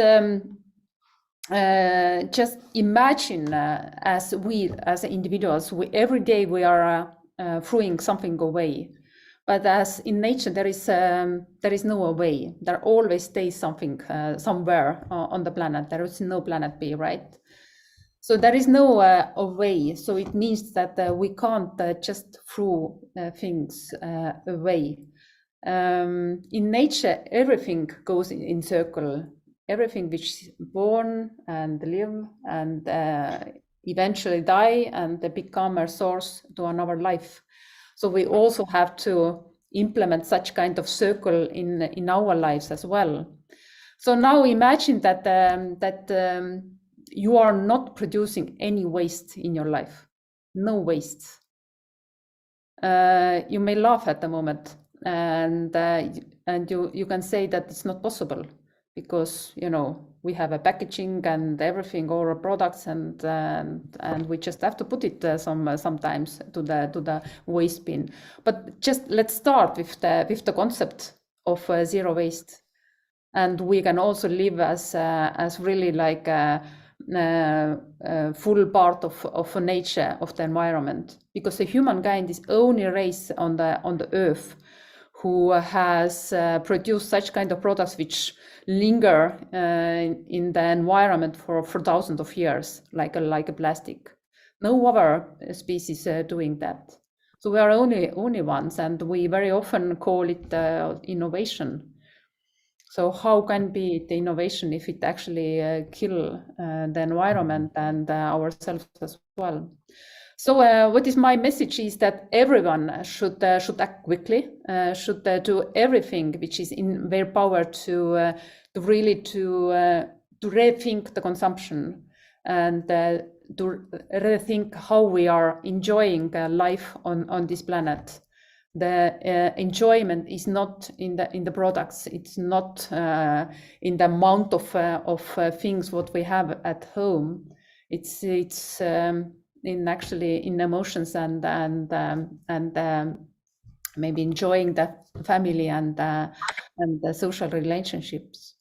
So we have to rethink a lot of things on the planet, and I believe that we can do it together. And the first thing what we have to understand that everyone has as a role, every individual on this planet. And this is not the question which governments or a big corporation should solve. Yes, indeed. Actually, we have a tendency to think that all the problems has to be tackled by the government. But we form part of that country. The government is there to assist the administration, and we have our own responsibility as citizens. So we have one question that we'll take rapidly. Let me have a look at the chat. Yes, you have one, Darian. Actually, we have two questions from Darian from South Africa. So his question is, it seems that the best way forward to solve the climate change problems is to lobby for accessing green financing, or at least facilitating access funds. Senator Robert, would you like to answer this question? As I said, there's a saying that I used a lot when I was in active politics, and it really says, if wishes were horses, beggars will ride. Truth of the matter is, there's also a very popular calypso around us that was sung by the singer Francisco, and there's very little that you could do without money. And yes, one of the solutions, but there is no one solution. Financing needs to be provided by accessing and also making that access easier. But I also strongly believe that we need to get funding, that there's a lot of people who are presently benefiting and who have caused the problem. There are lots of people who have benefited from this climate issue where we have found ourselves. And therefore, these companies need to be pushed to pay for some of the work, the mitigation and adaptation work that is needed to help solve the problem. So I agree with the answer or the particular solution, but we need to have a multifaceted approach to this matter because of the size of the problem and the amount of financing that is needed. No one group of people could provide all that is required. Thank you, Senator Robert. So the question to what would be the best advice or message to JCI members around the globe to be part of the climate change solution or mitigation as a critical and urgent matter for humanity according to science? Well, I'll answer this question. So we have understood that for the past few years, there have been a reorientation of JCI with the 4 years of opportunities, talking about JCI rise and so on and so forth. But one of the biggest challenges of this particular era of this 21st century remains climate change and the ripple effect of it. So some people, unfortunately, they do not probably feel this effect, and when they reflect about it, it takes climate change ends to become in a second position in terms of issues of this particular world. So I would suggest that it is time that we start to reflect on climate change, and that climate change also is being taken by JCI as action that could be taken globally. Yes, we are not specialists in climate change. We are not specialists also in business. When we look around in JCI, when we talk about the business opportunity in JCI, yes, we have entrepreneurs, but not every member wants to be entrepreneurs. We can be good managers, we could be good politicians, we could be good community developers.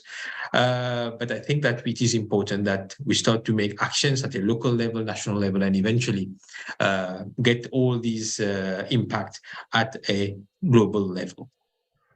So Senator Ray said we speak very little about the effects of aviation and it relates to climate change. Yes, we couldn't in 45 minutes, and we already exceeded the time. We couldn't take all of these aspects. Myself, I'm also a commercial pilot, very passionate about aviation. But it is good. I will give you one little insight about aviation. I'm going to make a comparison to the digital waste. Actually, since just after the COVID, so there have been a down curve for the carbon emission regarding airlines, because they were considered to be one among the most polluting industry in the world. So there has been a peak down at a point, and then it has increased. And the aviation industry amounts to about 3% of the pollution, the greenhouse effect. But there's another one who has gone above this pollution, about airline pollution, is everything that we use concerning our mobile phone, our digital industry. So when every one of us is using emails, for most of us, we are using the free emails, Gmail, Yahoo, Hotmail, Outlook.com, just name it. And these are free. So we have free servers who are working 24 hours a day. It has never occurred that when you log in on your Gmail account, there are emails that are missing. Why? Because Google makes sure that not only you have your mail, but they have also backups, and they also have images of that backups that they keep. And all these are being free of charge. So these servers, they are working 24 hours. If you look at your phone, you're going to have always when you are connected, you're going to have Google Weather or AccuWeather. This requires enormous servers to work 24 hours to be able to give you certain prediction. So when you take all of these servers, when you take all of the internet infrastructure, especially when you give to the 4G and the 5Gs, it has exceeded what the airline pollution. The air pollution is about 3.2, and the other one is almost hitting 4% of pollution actually. So you see, once we say when we think about it, we'd say that when we used to see gas emission from the planes, okay, and we'd say that, okay, they are the most polluting. But when we are using our phone, when we are spamming pictures on WhatsApp, we don't really think what are the pollution that we are all creating. 2 billion users on WhatsApp, 2 billion users on Facebook. Just imagine the pollution which is being created. And also, the Let's Do It World has also every day they have a Let's Do It cleanup day, but they also have a digital cleanup day where they encourage people to erase all the mails that they won't use and to delete pictures, so that we are going to reduce the amount of data which is being contained on online servers and online clouds, or just name it. So, do we have any question on the YouTube channel, Filipe?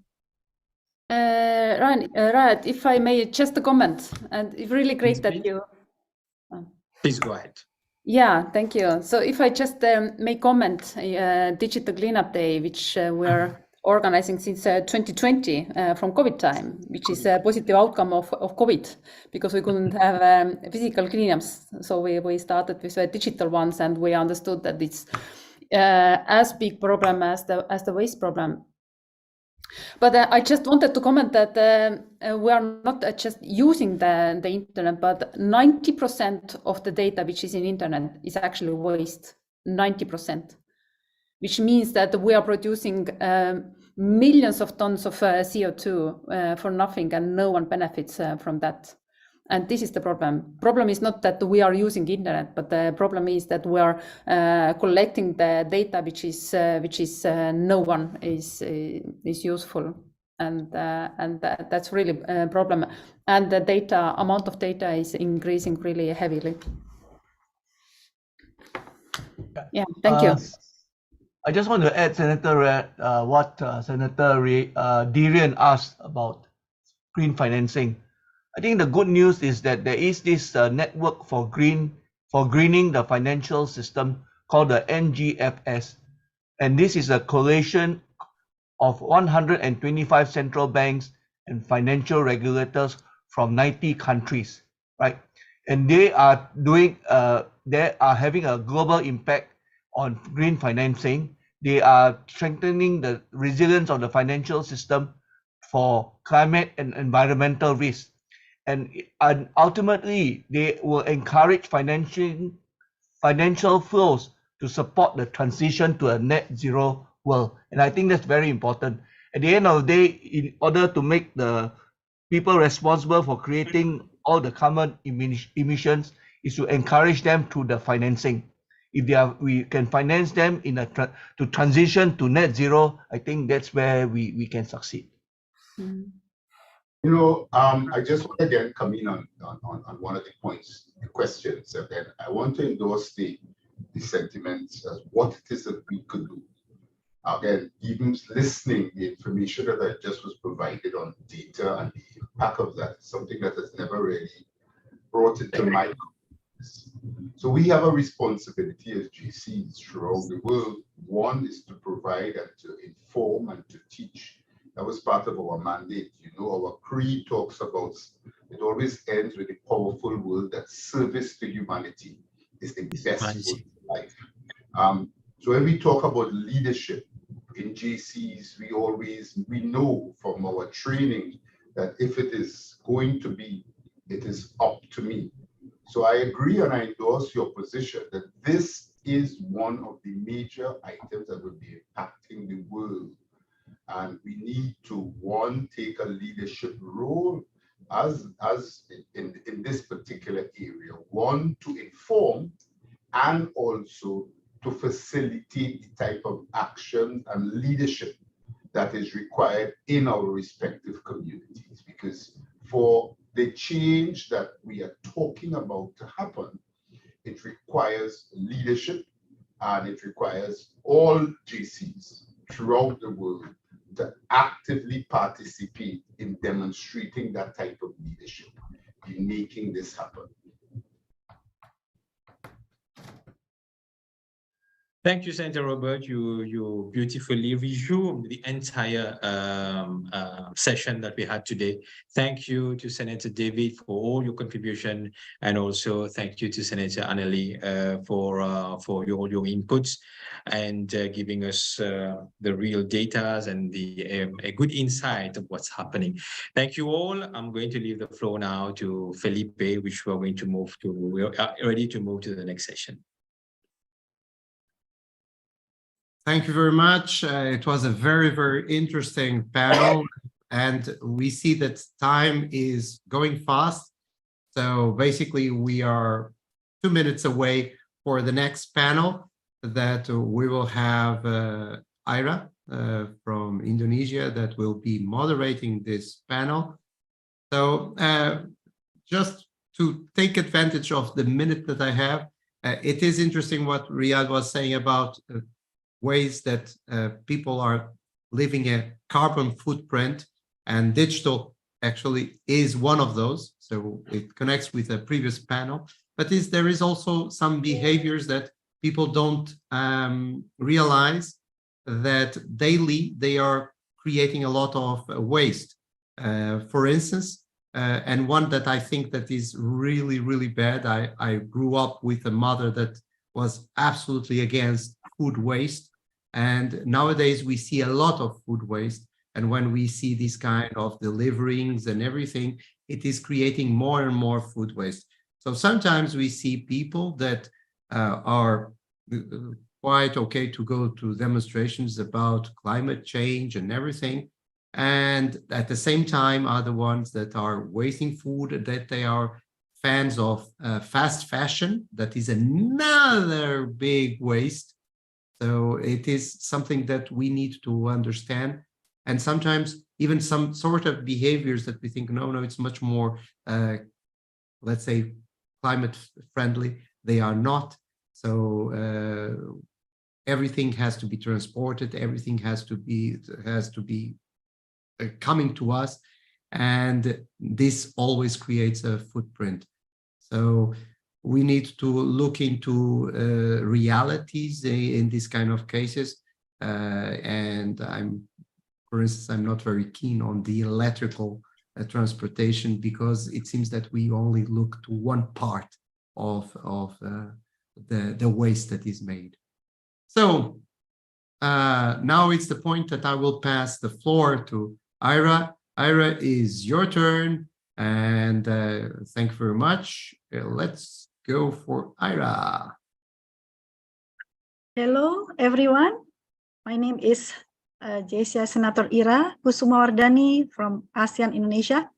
I come from Jakarta and joined JCI in 1995 and 1998 as the National President of Indonesia Joint Chamber. And we are very busy this month because we are going to host the Asia Pacific Jakarta 10 to 13 May of 2023. So wish us luck. So I'm the moderator of today's topic on intergenerational leadership in the workplace. This is an interesting topic because in any organization or corporation, we are filled with people, many age generation. So let me introduce our three panelists. That is JCI Senator Petar Dyaksov from Bulgaria, and JCI Senator Kabo Garechaba from Botswana, and JCI Senator Jennifer J. Ray from Maryland, USA, who will share their thoughts and experiences on intergenerational leadership in the workplace. So we are sure that we can learn and be knowledgeable on how the intergenerational leadership can benefit and make an impact to organization or corporation to grow more stronger. So now let me start with the first panelist, JCI Senator Petar from Bulgaria. Senator Petar Dyaksov is a managing partner and marketing director in one of the biggest digital agencies in southern Bulgarian Seomax, and founder of the digital agency And in 2017 as the JCI Bulgaria National President, 2019 as the JCI Senator. Senator Petar organized many seminars about entrepreneurship, digital marketing, and business development. So how are you, Senator Petar? Very Nice well, to have thank you. Glad to be here. Yes, I have a question for you. You work with many age group in your workplace. You work mostly with young people born in 1994. This age group can be called the millennials or Generation Y. And what is your observation? Can we count on this special age group? Well, generally, digital marketing is very trending field that many young people are attracted to. So basically, we work with many people that they're younger than 30 years old at the moment, and it's something that I have this experience working with such type of young people, and I can see that the things are a bit changing more or less. I can see that many of the people now, they want to go in a company, but to stay only for a year or two to get their experience, to get something from it, learn some useful skills, and then move on, go to another company. So it's a bit more or less, they're not that reliable as they used to. When, for example, when I was starting my company. Also, I can see that most of those younger people in Generation Y or even Z, they're very impatient. They want results right away. They don't want to wait. They just want to get the skill and just start doing those things. They don't want to spend time in developing themselves, even though everyone is telling to everyone that they want to develop themselves, but they have no idea how, and they are not they don't want to contribute and to wait for it so they can learn those specific skill sets. Also nowadays, especially with social media like TikTok, Snapchat, Instagram, they don't like to read that much anymore. They want to see short videos, audios, podcasts. And even though, for example, I know that most of the organizations, they have those nice toolkits that they're with text, they're just not attractive to the younger generation anymore. So we have to adapt to them because we are losing their interest. They don't want to be controlled that much. Even though they work remotely, they don't like to be controlled. They just want to have a specific goals and tasks, and then they can find their own way of finding the solution right. And it's hard. Also, most of those soft skills, people skills that we need in our organizations, especially with remote work, they're suffering, and for them it's really hard to work in office environment, and they adapt really slowly. Most of those people, they prefer to work remotely because it gives them a sense of freedom. So it's something that I'm seeing, and for me it's really challenging, especially when you want to plan a career with someone that to be long-term, like 3-5 years, because for them it's really hard to imagine themselves working in the same company for such a long time. So yeah, I really think it's going to be really challenging, especially over the next years. Thank you. And hopefully with your observation, we can get more knowledge how to deal with this spatial age group, on how we deal with the millennial generation entering the workplace to succeed the company or organization goal.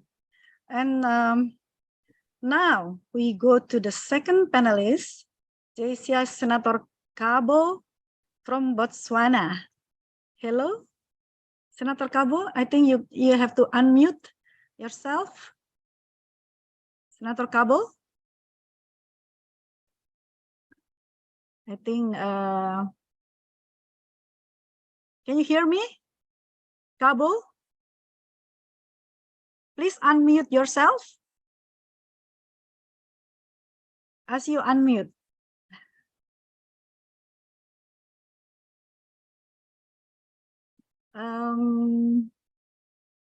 Hello. Senator Kabo is, can anyone maybe Maybe there is thanks, some Kim. problems. Maybe you can pass to the next. Okay. the Okay, next, yeah, I'm there. I'm there. I Great. managed. Senator Kabo. Yeah. Yeah, Kabo G. Garechaba is a Kabo. broadcaster working for Botswana National Broadcaster Radio Botswana. He is the JCI Vice President in 2016, continues to be an active member of JCI Botswana, and is constantly engaged as trainer and speaker. Glad that we finally can meet in this event, Mr. Kabo. And the question is, you must have worked on surrounded by a multi-age group in the organization or workplace. The question is, how does a leader leverage on the differences in the workplace or in a team?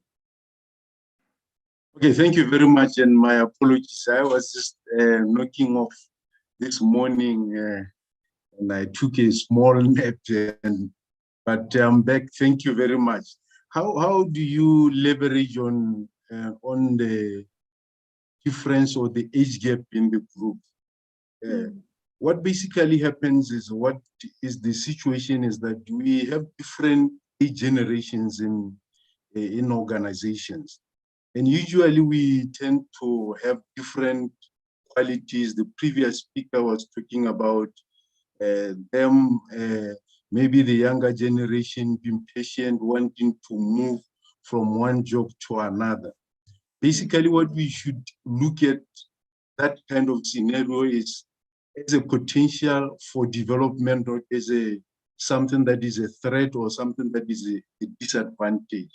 If you have an age group that is inquisitive, if you have an age group that challenges the status quo, then we must treat them as an advantage. They are not a threat and they are not a disadvantage.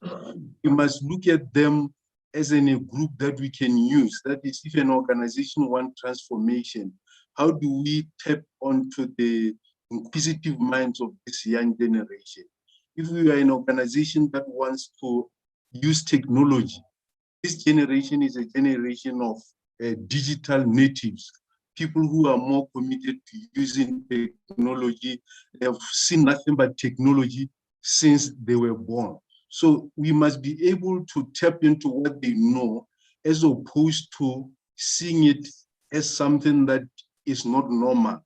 So again, if you have another generation that is older, that believes in authority, that tends to respect authority, or that values coming to work, that values doing things well on time, that is yet another, or those other qualities that we are supposed to be taking and using them to motivate younger people, that if you are employed or you are involved in an organization, the most important value is to know the significance of timekeeping, coming to work, or even authority, as in avoiding issues of insubordination. So my argument is that we must combine the qualities from the different generations as something that we can synthesize to lead a better organization, as opposed to seeing the varying qualities as maybe conflicting or antagonistic to each other. We must complement them and use them to further the mandate and the vision of the organization. Yeah, so then we hope that in knowing the differences, the leader can get benefit and make strategy to solve these differences. And we have to come up with their strength and weakness and find their interest in order to have their full potential. I think we have to do a lot of strategy on that. Okay, so now we go to the third panelist, Senator Jennifer J. Ray from Nottingham, Maryland, USA. It is great that you are with us today, Senator Jennifer. And Senator Jennifer was the JCI USA president in 2015, continues to train chapter and state organization, participate in the JCI events and training.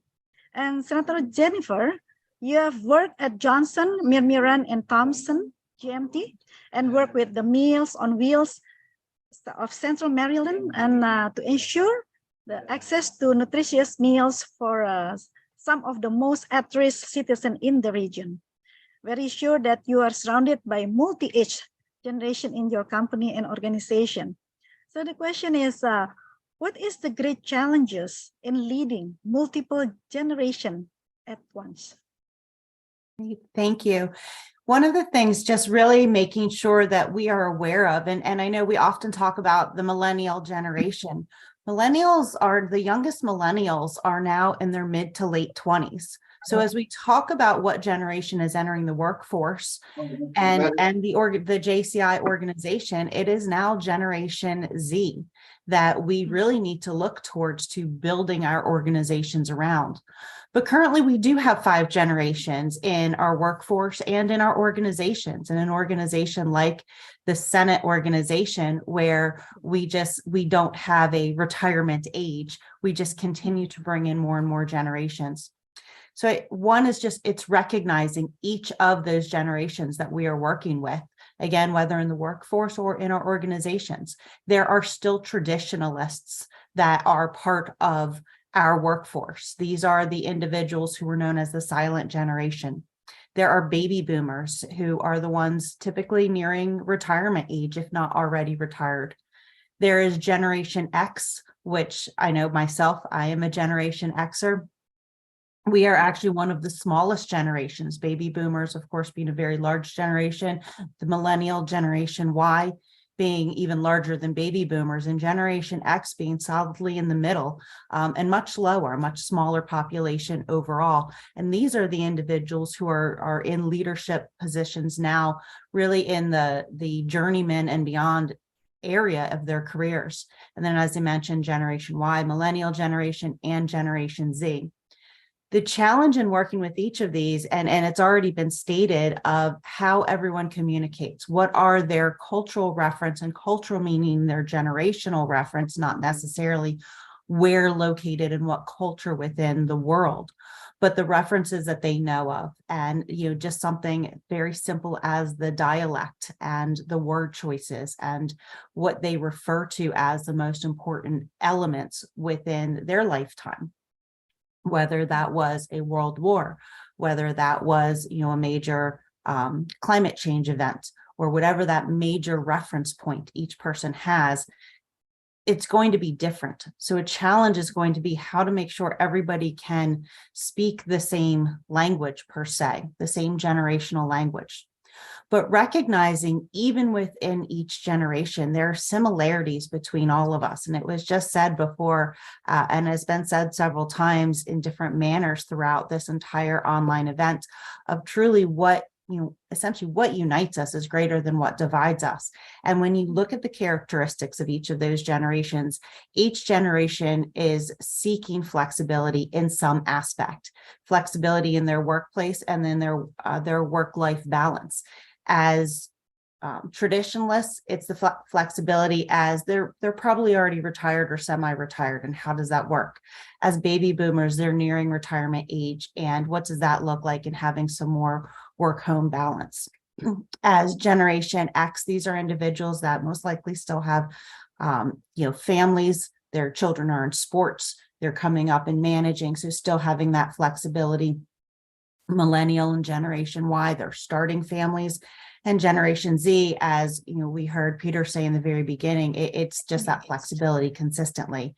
So the challenge comes down to how we continue to offer that flexibility, but we talk about it differently for each generation, because words matter, and how each person relates to the same topic is going to be different based on their contextual experiences and their age experiences.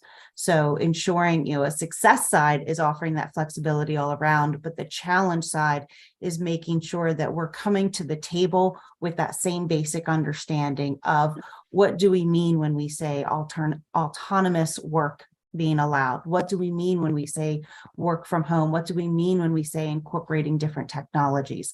And ensuring that we have that base platform understanding so that regardless of age, it is understood by the entire team so that together they can perform better.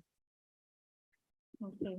So then the keyword is the communication flexibility, and we have to study in all brackets of the multi-age generation. And how can we lead actually to ensure inclusion of all the generation, Senator Jennifer? So making sure that we have inclusion of all generations, again, it comes back to, and it frequently, as in many organizations, it does come back to communication.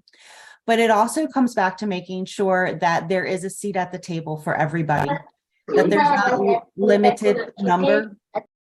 There are not limited number of seats, that if anything, we just need to make that table longer. Now, that's a very nice broad reference I made of a great story that we use all the time as we talk about inclusion and diversity and equity. But in real practice, what that looks like is having, different committees in the workforce and ensuring that there is somebody from each generation represented, so that the ideas that we are putting together or the policies we are putting together for within our workforce, within our organizations, that there's somebody there to look at it from each perspective, because what it might mean for one person might be very different for another person. So as we look at work from home, and I'll use the work from home as an example, and the flexibility for perhaps a young family, a new family starting out, how does that then turn around and apply for each of the different generations? So it always will come back to communication, but it needs to come to effective communication, ensuring that there are representatives from each of these generations involved, that questions are being asked.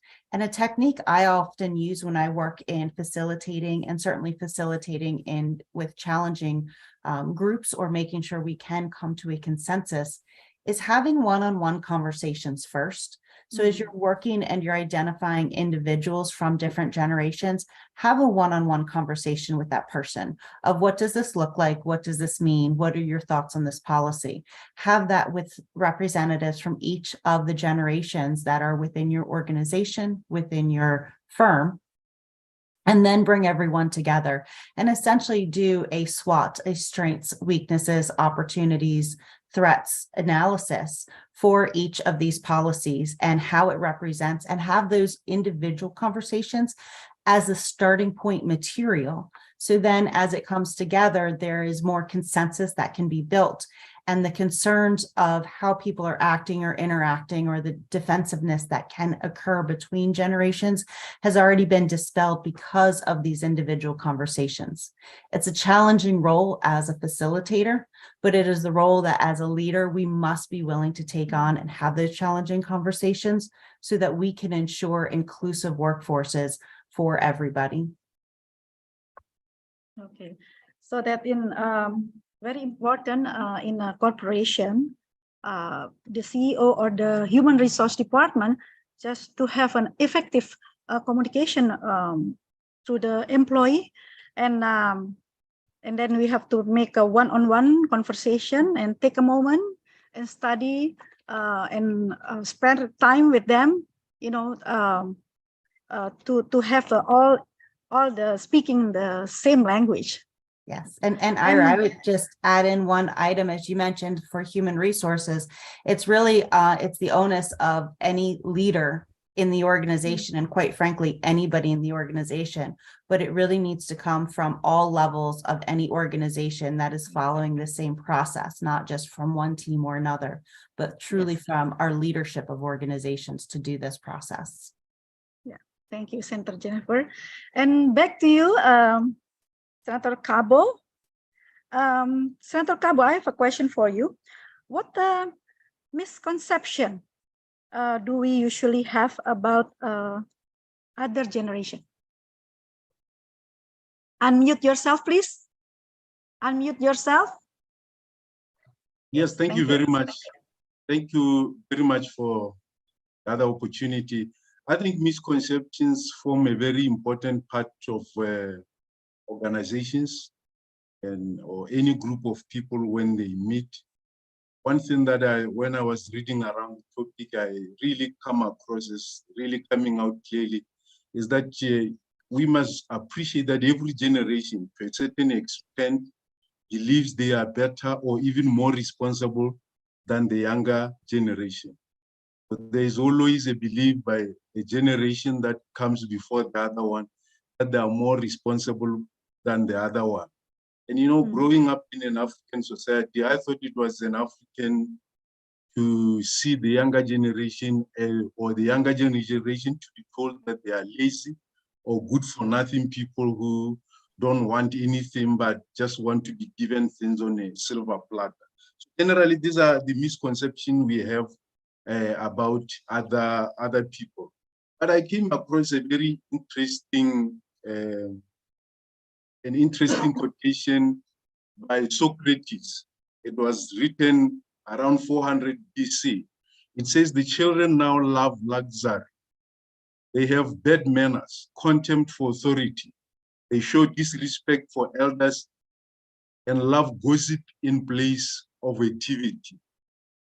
This is what Socrates was writing in 400 BC. So what is important is for us to be able to appreciate that the misconceptions that we have are not necessarily a new phenomenon. People have always had misconception about a younger generation. So what is the most important thing is for us to be able to accept that we are bound to always think that a generation that is different from us have qualities that are not attractive to ours. So the most important thing, like I said before, is that organization must invest in ensuring that they bridge this gap between generations. And they must bridge this gap knowing that everything that we have is misconception. Because every generation looks at the future and the current based on their realities. They are not able to define the future of organizations or the future of their existence based on another generation's perception. But this is why it is very important that when we deal with generation, we know or we accept that in most cases, how we look at their behavior, how we look at the way they act in the workplace is squarely based on misconceptions to think that we are better than them or we are providing better value than them. While in actual fact, they are also providing a very important value, but they are providing it from their realities or their own realities or how they perceive reality and the future, how they want to shape the future based on their perceptions. So it is important that we know that misconceptions form a very important part and they inform how we deal with others. Sometimes people, I know here people in our countryside, the people will believe that, you know, women speak a lot. That's a misconception that people will have about another gender. So likewise, if we believe that a certain generation is either rude, lazy, too much forward, difficult, or we just think the other one is hardworking, they have these positive qualities, we must always be in a position to know that our role is to get all this up, to be able to push and shape and the interest of our organization without using them as a stumbling block to achieving the mission and vision of an organization. Yeah, Senator Kabo, do you think that an organization should invest on studying, coaching, or training to ensure their benefit for the intergenerational ecosystem?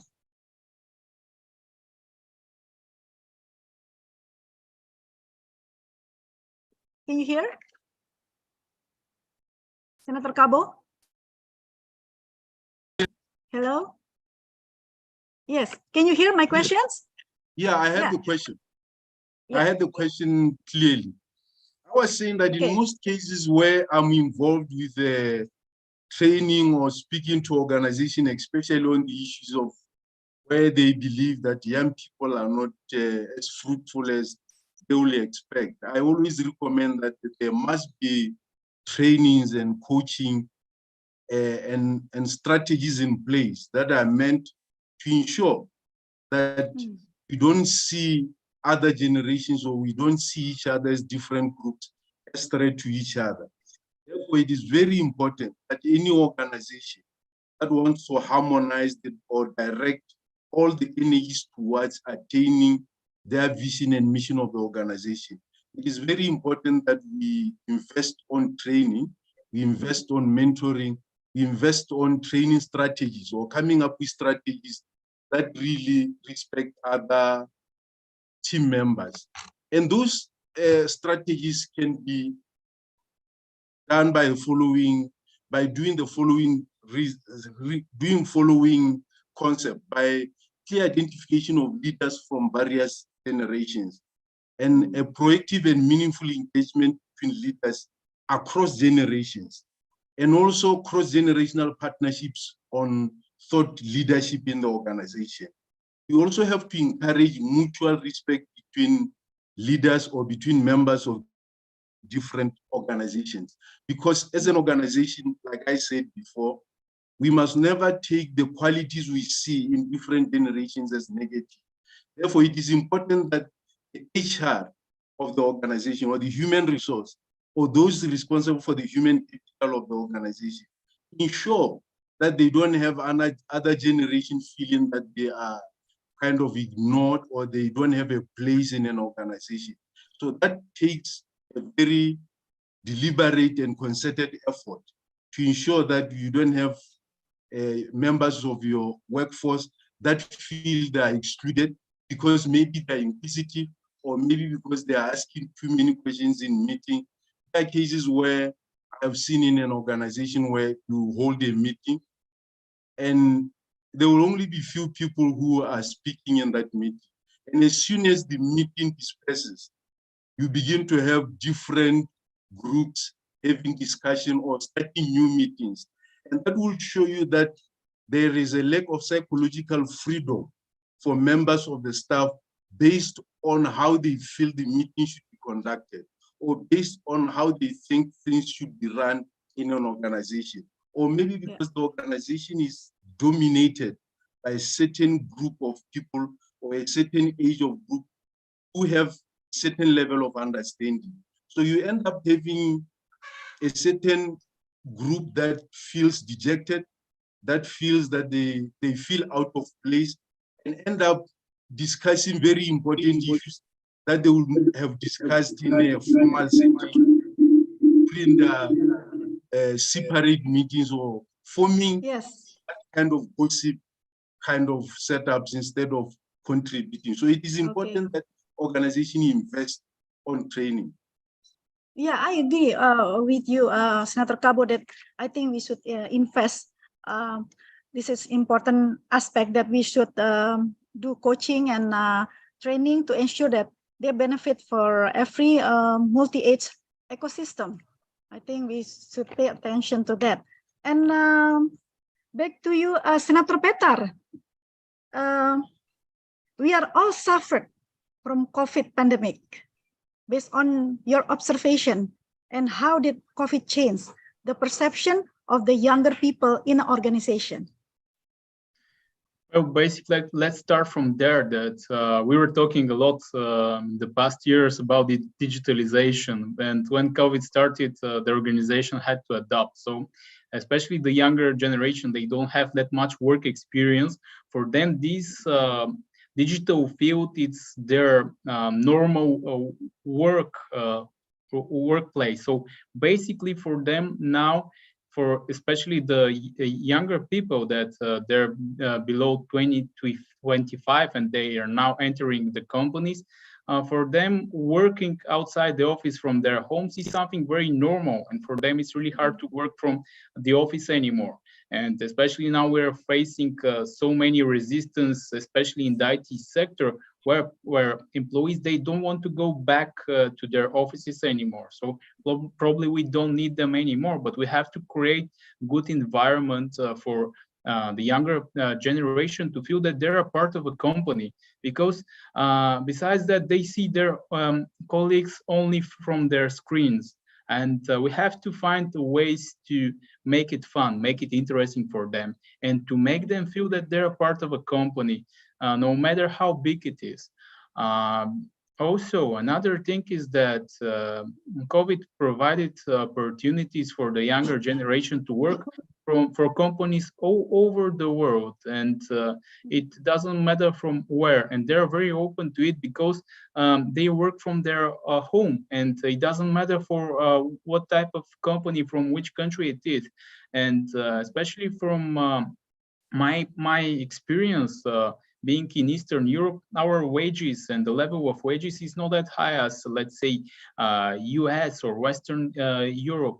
And even though, for example, a colleague of mine, SEO expert, he received a proposal for a wage from US company, which was 5 times higher than the wage that he was receiving in our company. And it's not that he had a bad wage. He had a really good wage in Bulgaria, but still the level of salary is very different in other parts of the world. And of course, he had to accept it. So I completely agree with that. And being an organization, it's really hard to compete with that, because now you're not only competing with companies from your country, but companies from all over the world. And those younger people, they see it now, and they have more demands than the people that before. Now the employer has to sell and has to convince the employee to join them, or by offering him or her many different types of benefits. And the employee, he likes it because he sees that he's going to get a really good deals out of it, especially if the employee is good, if he or she is good specialist. So in terms of employer, we have to make our jobs to be very attractive, and it's hard in terms of younger generation, because now they have a lot of opportunities in front of them. Also, the younger generations, they're more attracted to companies, organizations that they have really a good image, and companies that they have a good mission and values that they can relate to. It can be in terms of environmental values, or things that they can see it's not only just a job. They want to see it's something more. It's something that it's providing them a meaning to work for, because they have so many opportunities out there. And also, well, they just basically, they don't have wires anymore, and they're global. They have global thinking, and they're digital now. So we cannot stop them. Thank you. Many people now, they don't work anymore in the office. You know, like young generation, like my sons' friends, they're all, you know, work in United States, in Europe, and everywhere. So we don't need any big corporation. So we can maybe just in a cafeteria or in a restaurant, we can just work all over the world. I think now COVID has make a change for not only young people, for I think all of us. Thank you. And back to you, Senator Jennifer. As Petar work mostly with younger generation, maybe you have experience work with multi-age generation. How do we better prepare ourselves as leaders to work with different generation within our generation? Really, the best way of preparing ourselves is we need to do the research. We need to understand what is important and valued for each of these different generations. And that is something as simple as just, as I mentioned earlier, you know, what were the significant aspects that happened within this generation? There is a popular paper that is provided each year here in USA that is sent out to university professors at one of the universities that talks about those who are coming in as the first year. generally 18, 19-year-olds coming into university, what happened in their lives. And it's that kind of a research, and it's that kind of understanding of recognizing those who are going to be heading to university this coming fall. They will never have known a world, without a smartphone. Not simply having access to a cell phone, but having access to a smartphone. They'll never know a world where we had a camera and went home for a phone, that this single device has been their entire lives. And it's recognizing that and doing that kind of a research to prepare ourselves to understand what is the most important aspects and features for each generation. To recognize, as we talk about traditionalists and baby boomers, that loyalty and long-term to a company is the most critical component. And as you worked with a company, it was that you invested in that and you worked those hours. And as we heard Peter talk about with some of these younger generations, that it is finding that skill. It's the loyalty to finding the skill and then moving on to another area. So how do we bring all of those people together? And that's really, again, doing the research to recognize what is the most important thing, what is the value. There are many, many papers out there, and it takes time. It's something I actually do and work with our National Senate organization and our National JC organization here in the USA, and doing that research to help people speak to each other and recognize, again, I've said this during an earlier panel, I'll say it again now, that communication aspect is the most critical aspect for any organization to succeed. So how do we talk together, and how do we make sure that we can work together? There's a great example that came in from the, let me just look here for the Open Sustainability Technology Lab at Michigan Technological University. And it was bringing different generations together and those skill sets and being able to have that communication. And through that, having the very first low-cost open source metal 3D printer that was developed. And that's what happens. That's the success story that you have when you bring people together and allow that communication to happen. Because you're having the younger folks coming in who are learning the technology, not through they have to in the workforce. They're learning it through their education as they're growing up, because it exists now, whereas it was being built in the past. But they're bringing that technology. You're having the baby boomers that perhaps have the business savvy and the network already established professionally, and you're having the Generation X who have done the software skills. And bringing these types of groups together is exactly how that open source 3D printer was developed. And it was through that communication and through the education of knowing who brings what to the table. So as leaders, the best thing we can do to make sure that we bring all of these generations together is we have to do our research. We have to do our homework. We can't just show up and expect it to work well because we've done conflict resolution in the past, or we've sat through a million hours of conflict resolution training through an organization. But you have to put the time in to understand what's important to each generation. What are the triggers? What are the major skill sets that were there? And then work to embrace that together. Thank you. So that means the most important thing is research and technology that keep all the employee loyal to the company. And to add your explanation, I think JCI is a good combination of multi-age from the junior and senators, and we work together through event and projects connecting multi-age in the JCI organization. So I love this organization because it's offering us all the friendship and networking and business opportunity. And through that, maybe it's one example.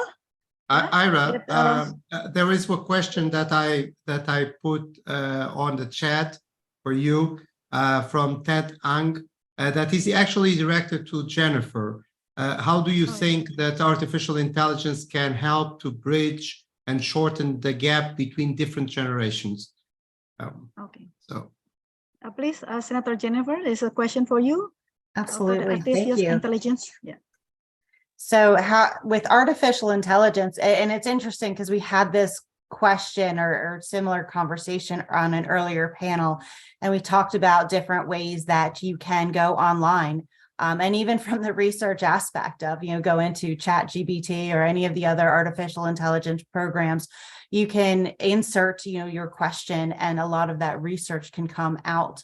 And it will make, from a research perspective, AI absolutely provides, it's a very quick way of doing some great research, getting some great information out of it. And like anything else in life, when it comes to research or sources, it's understanding your sources, it's doing your fact checking, it's even going through on multiple sources to help with that. As far as other manners for AI to assist, again, it's the accumulation of information and processing and how we can sort that better as we gather this information to make it most usable for us in an efficient manner of really bringing all of these sources together and enabling us to have those better communication techniques and really the information at our fingertips. So for Senator Ted, maybe the explanation from Senator Jennifer is answering your questions. Thank you.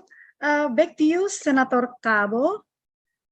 We all have been talking about the intergenerational leadership, how to approach different multi-age generation, and whether there are misconceptions, like you mentioned earlier.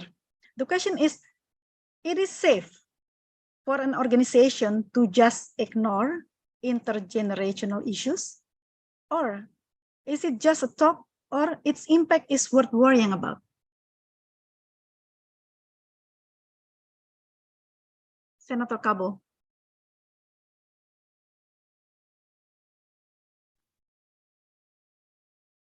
Hello? Can you hear me? Yes. Can you hear the questions, or should I repeat again? Repeat it. I didn't hear the question.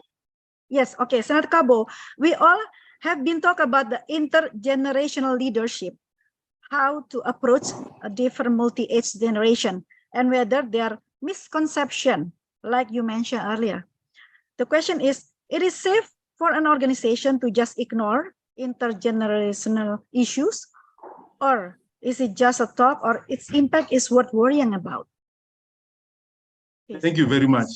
I think it is important, like I have already said before, that organizations make sure that they provide a platform of mutual respect, a platform of understanding that will give every employee, that will give every team player in the team psychological freedom to contribute to organizations' growth. So it is very important that we don't just talk about it. It is also important that any organization must be having a strategy in place. That is, if I get into organization A and I ask them, how do you deal with issues of generational gap in your organization?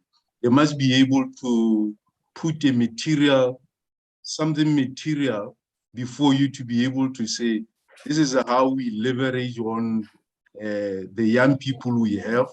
As an organization that wants to have employees that are technologically savvy, this is how we use the younger generation who are more inclined towards the use of technology.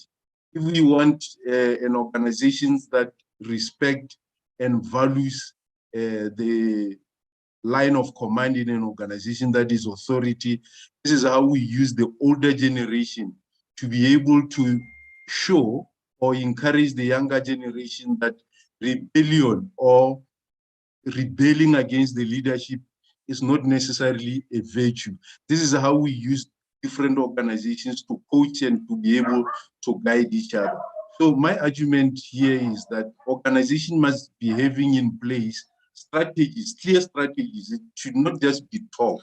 It must be something that can be produced, that can be put there for posterity to guide the organization as to how to handle the differences. Because I believe that if you don't handle the differences, like I said before, you have an organization where when you are a team, you are meeting as a team, you are discussing, maybe you are trying to cascade the vision of the organization.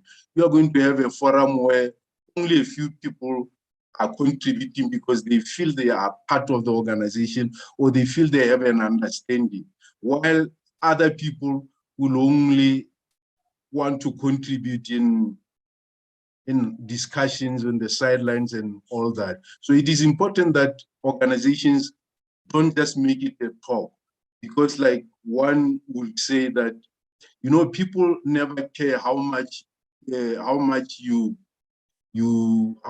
talk or how much you do until they realize or learn how much you care about them. So it is important that we know we must give care to both generations and invest in trying to bridge the gap between them.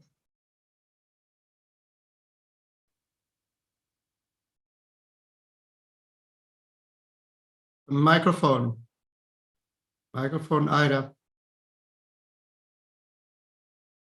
So I think it's good for the older generation. It's important for older generation to coach or to train, yeah, to have a mutual respect and uphold value to teach to the younger generations. I think so. We have to practice how we can deal with the multi-age generation about the teaching how to have a mutual respect. Okay, and question to Petar. Ida, I think you didn't realize, but the 45 minutes have gone. Oh, really? Okay, all right. So, okay, there's maybe last question for Petar and Jennifer. Just a last question. Can we just, you know? Let's do it very telegraphic. We end or we continue? Yeah, but in telegraphic, we are over the time. Okay, So, all right. So then, thank you for all the three panelists. Our session is for the end, and Senator Petar, Senator Kabo, and Senator Jennifer, we appreciate your time, effort, and participation as panelists of the intergenerational leadership topic. We are looking forward to work with you all and other Senator events to share your experience and do coaching training offline or online on interesting up-to-date topics to ASEAN Senator members, especially to extend friendship and fellowship among JCI Senator. And please come to ASEAN and we will give you the best hospitality, like our JCI creed that we uphold. Service to humanity is the best work of life. Thank you very much, and thank you for the panelists. Back to you. Ida, by the way, I'm putting you now as a picture. I will ask Ryad to take us a picture, and also at some point, also I will put myself and Ryad, and if there is, so we do a finishing picture. So Ryad, we have the picture of this panel. You are muted.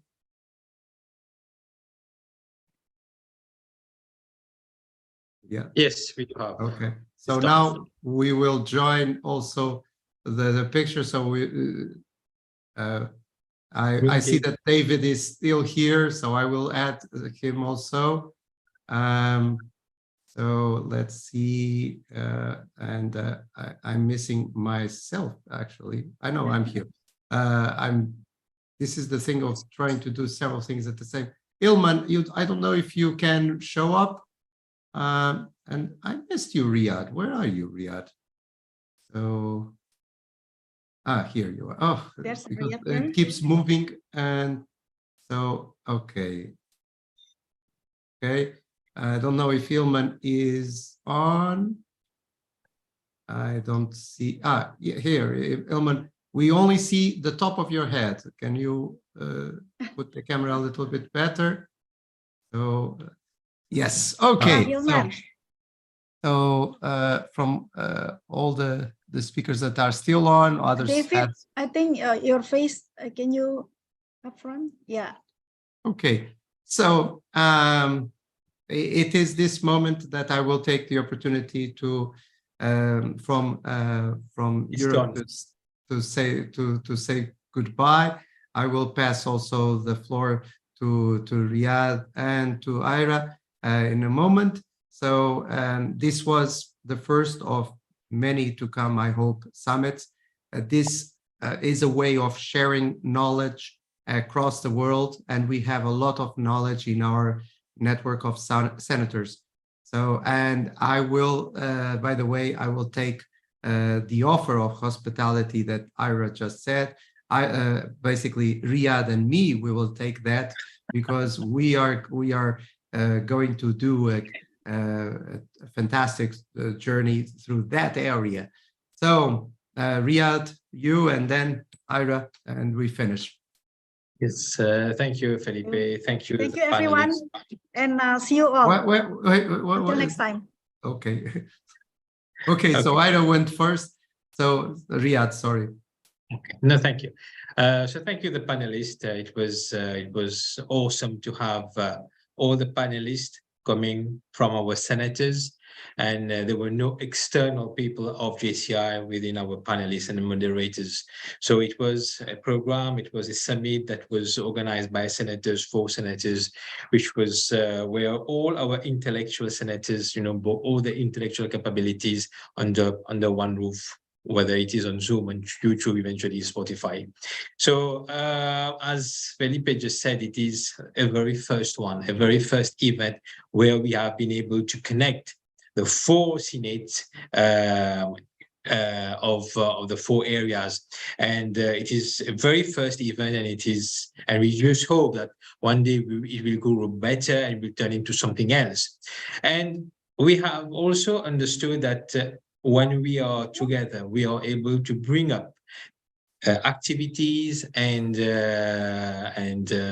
all kinds of things that senators are willing to participate. At a point of time, both on Zoom and on YouTube, we were like 70 people connected at the same time. So senators connected for these kind of events. And now, what's going to go on? So the idea is that last year in the World Congress, online World Congress in Hong Kong, so we had a discussion with all the Senate during the Senate board, and this is what we decided to do, to come up with such a summit this year. And before our mandate is changing, so we came up with the SOS summit. Now we have to think for the next summit. How is it going to be? Are we going to plan a physical one? Because we have already worked on a summit between Europe and Africa and the Middle East, which called the Mediterranean Summit. What would be next? Where could we meet again that now we could make it physical? Where could we have a space just for senators' activities in a World Congress or an area conference? So these are matters that we can think of, and I'm also very, very, very, very impressed by the level of discussion that we had amongst ourselves, senators to senators. It was impressive. But the only thing I regret is that when we have so much intellectual capabilities until today, because we are above 40 years of age, we are unable to transmit whatever we have gained in area conferences or world congresses, because we are not allowed to train. I'm still fighting that with the JCI headquarters now, and this will continue on. Hopefully one day we will come to terms to that, but at least we have been able to show that when we are senators, we are together, we are becoming a reference, just like this, the title gives us a reference. Now, when we are together, we are also becoming a reference. Thank you for your attention. So this is it. Thank you very much for your participation. It has been almost 3 hours, to be precise, 2 hours and 55 minutes. We took a little bit more than what was forecast. Thank you very much, and see you. I will send to all that register. I will send a YouTube link so you can see it back, the best moments, and do it replay, do it fast forward at double speed, so everybody will be talking like Mickey Mouse or something like that. So, bye from Portugal. Thank you very much. Okay, thank you very much. Look forward to seeing you.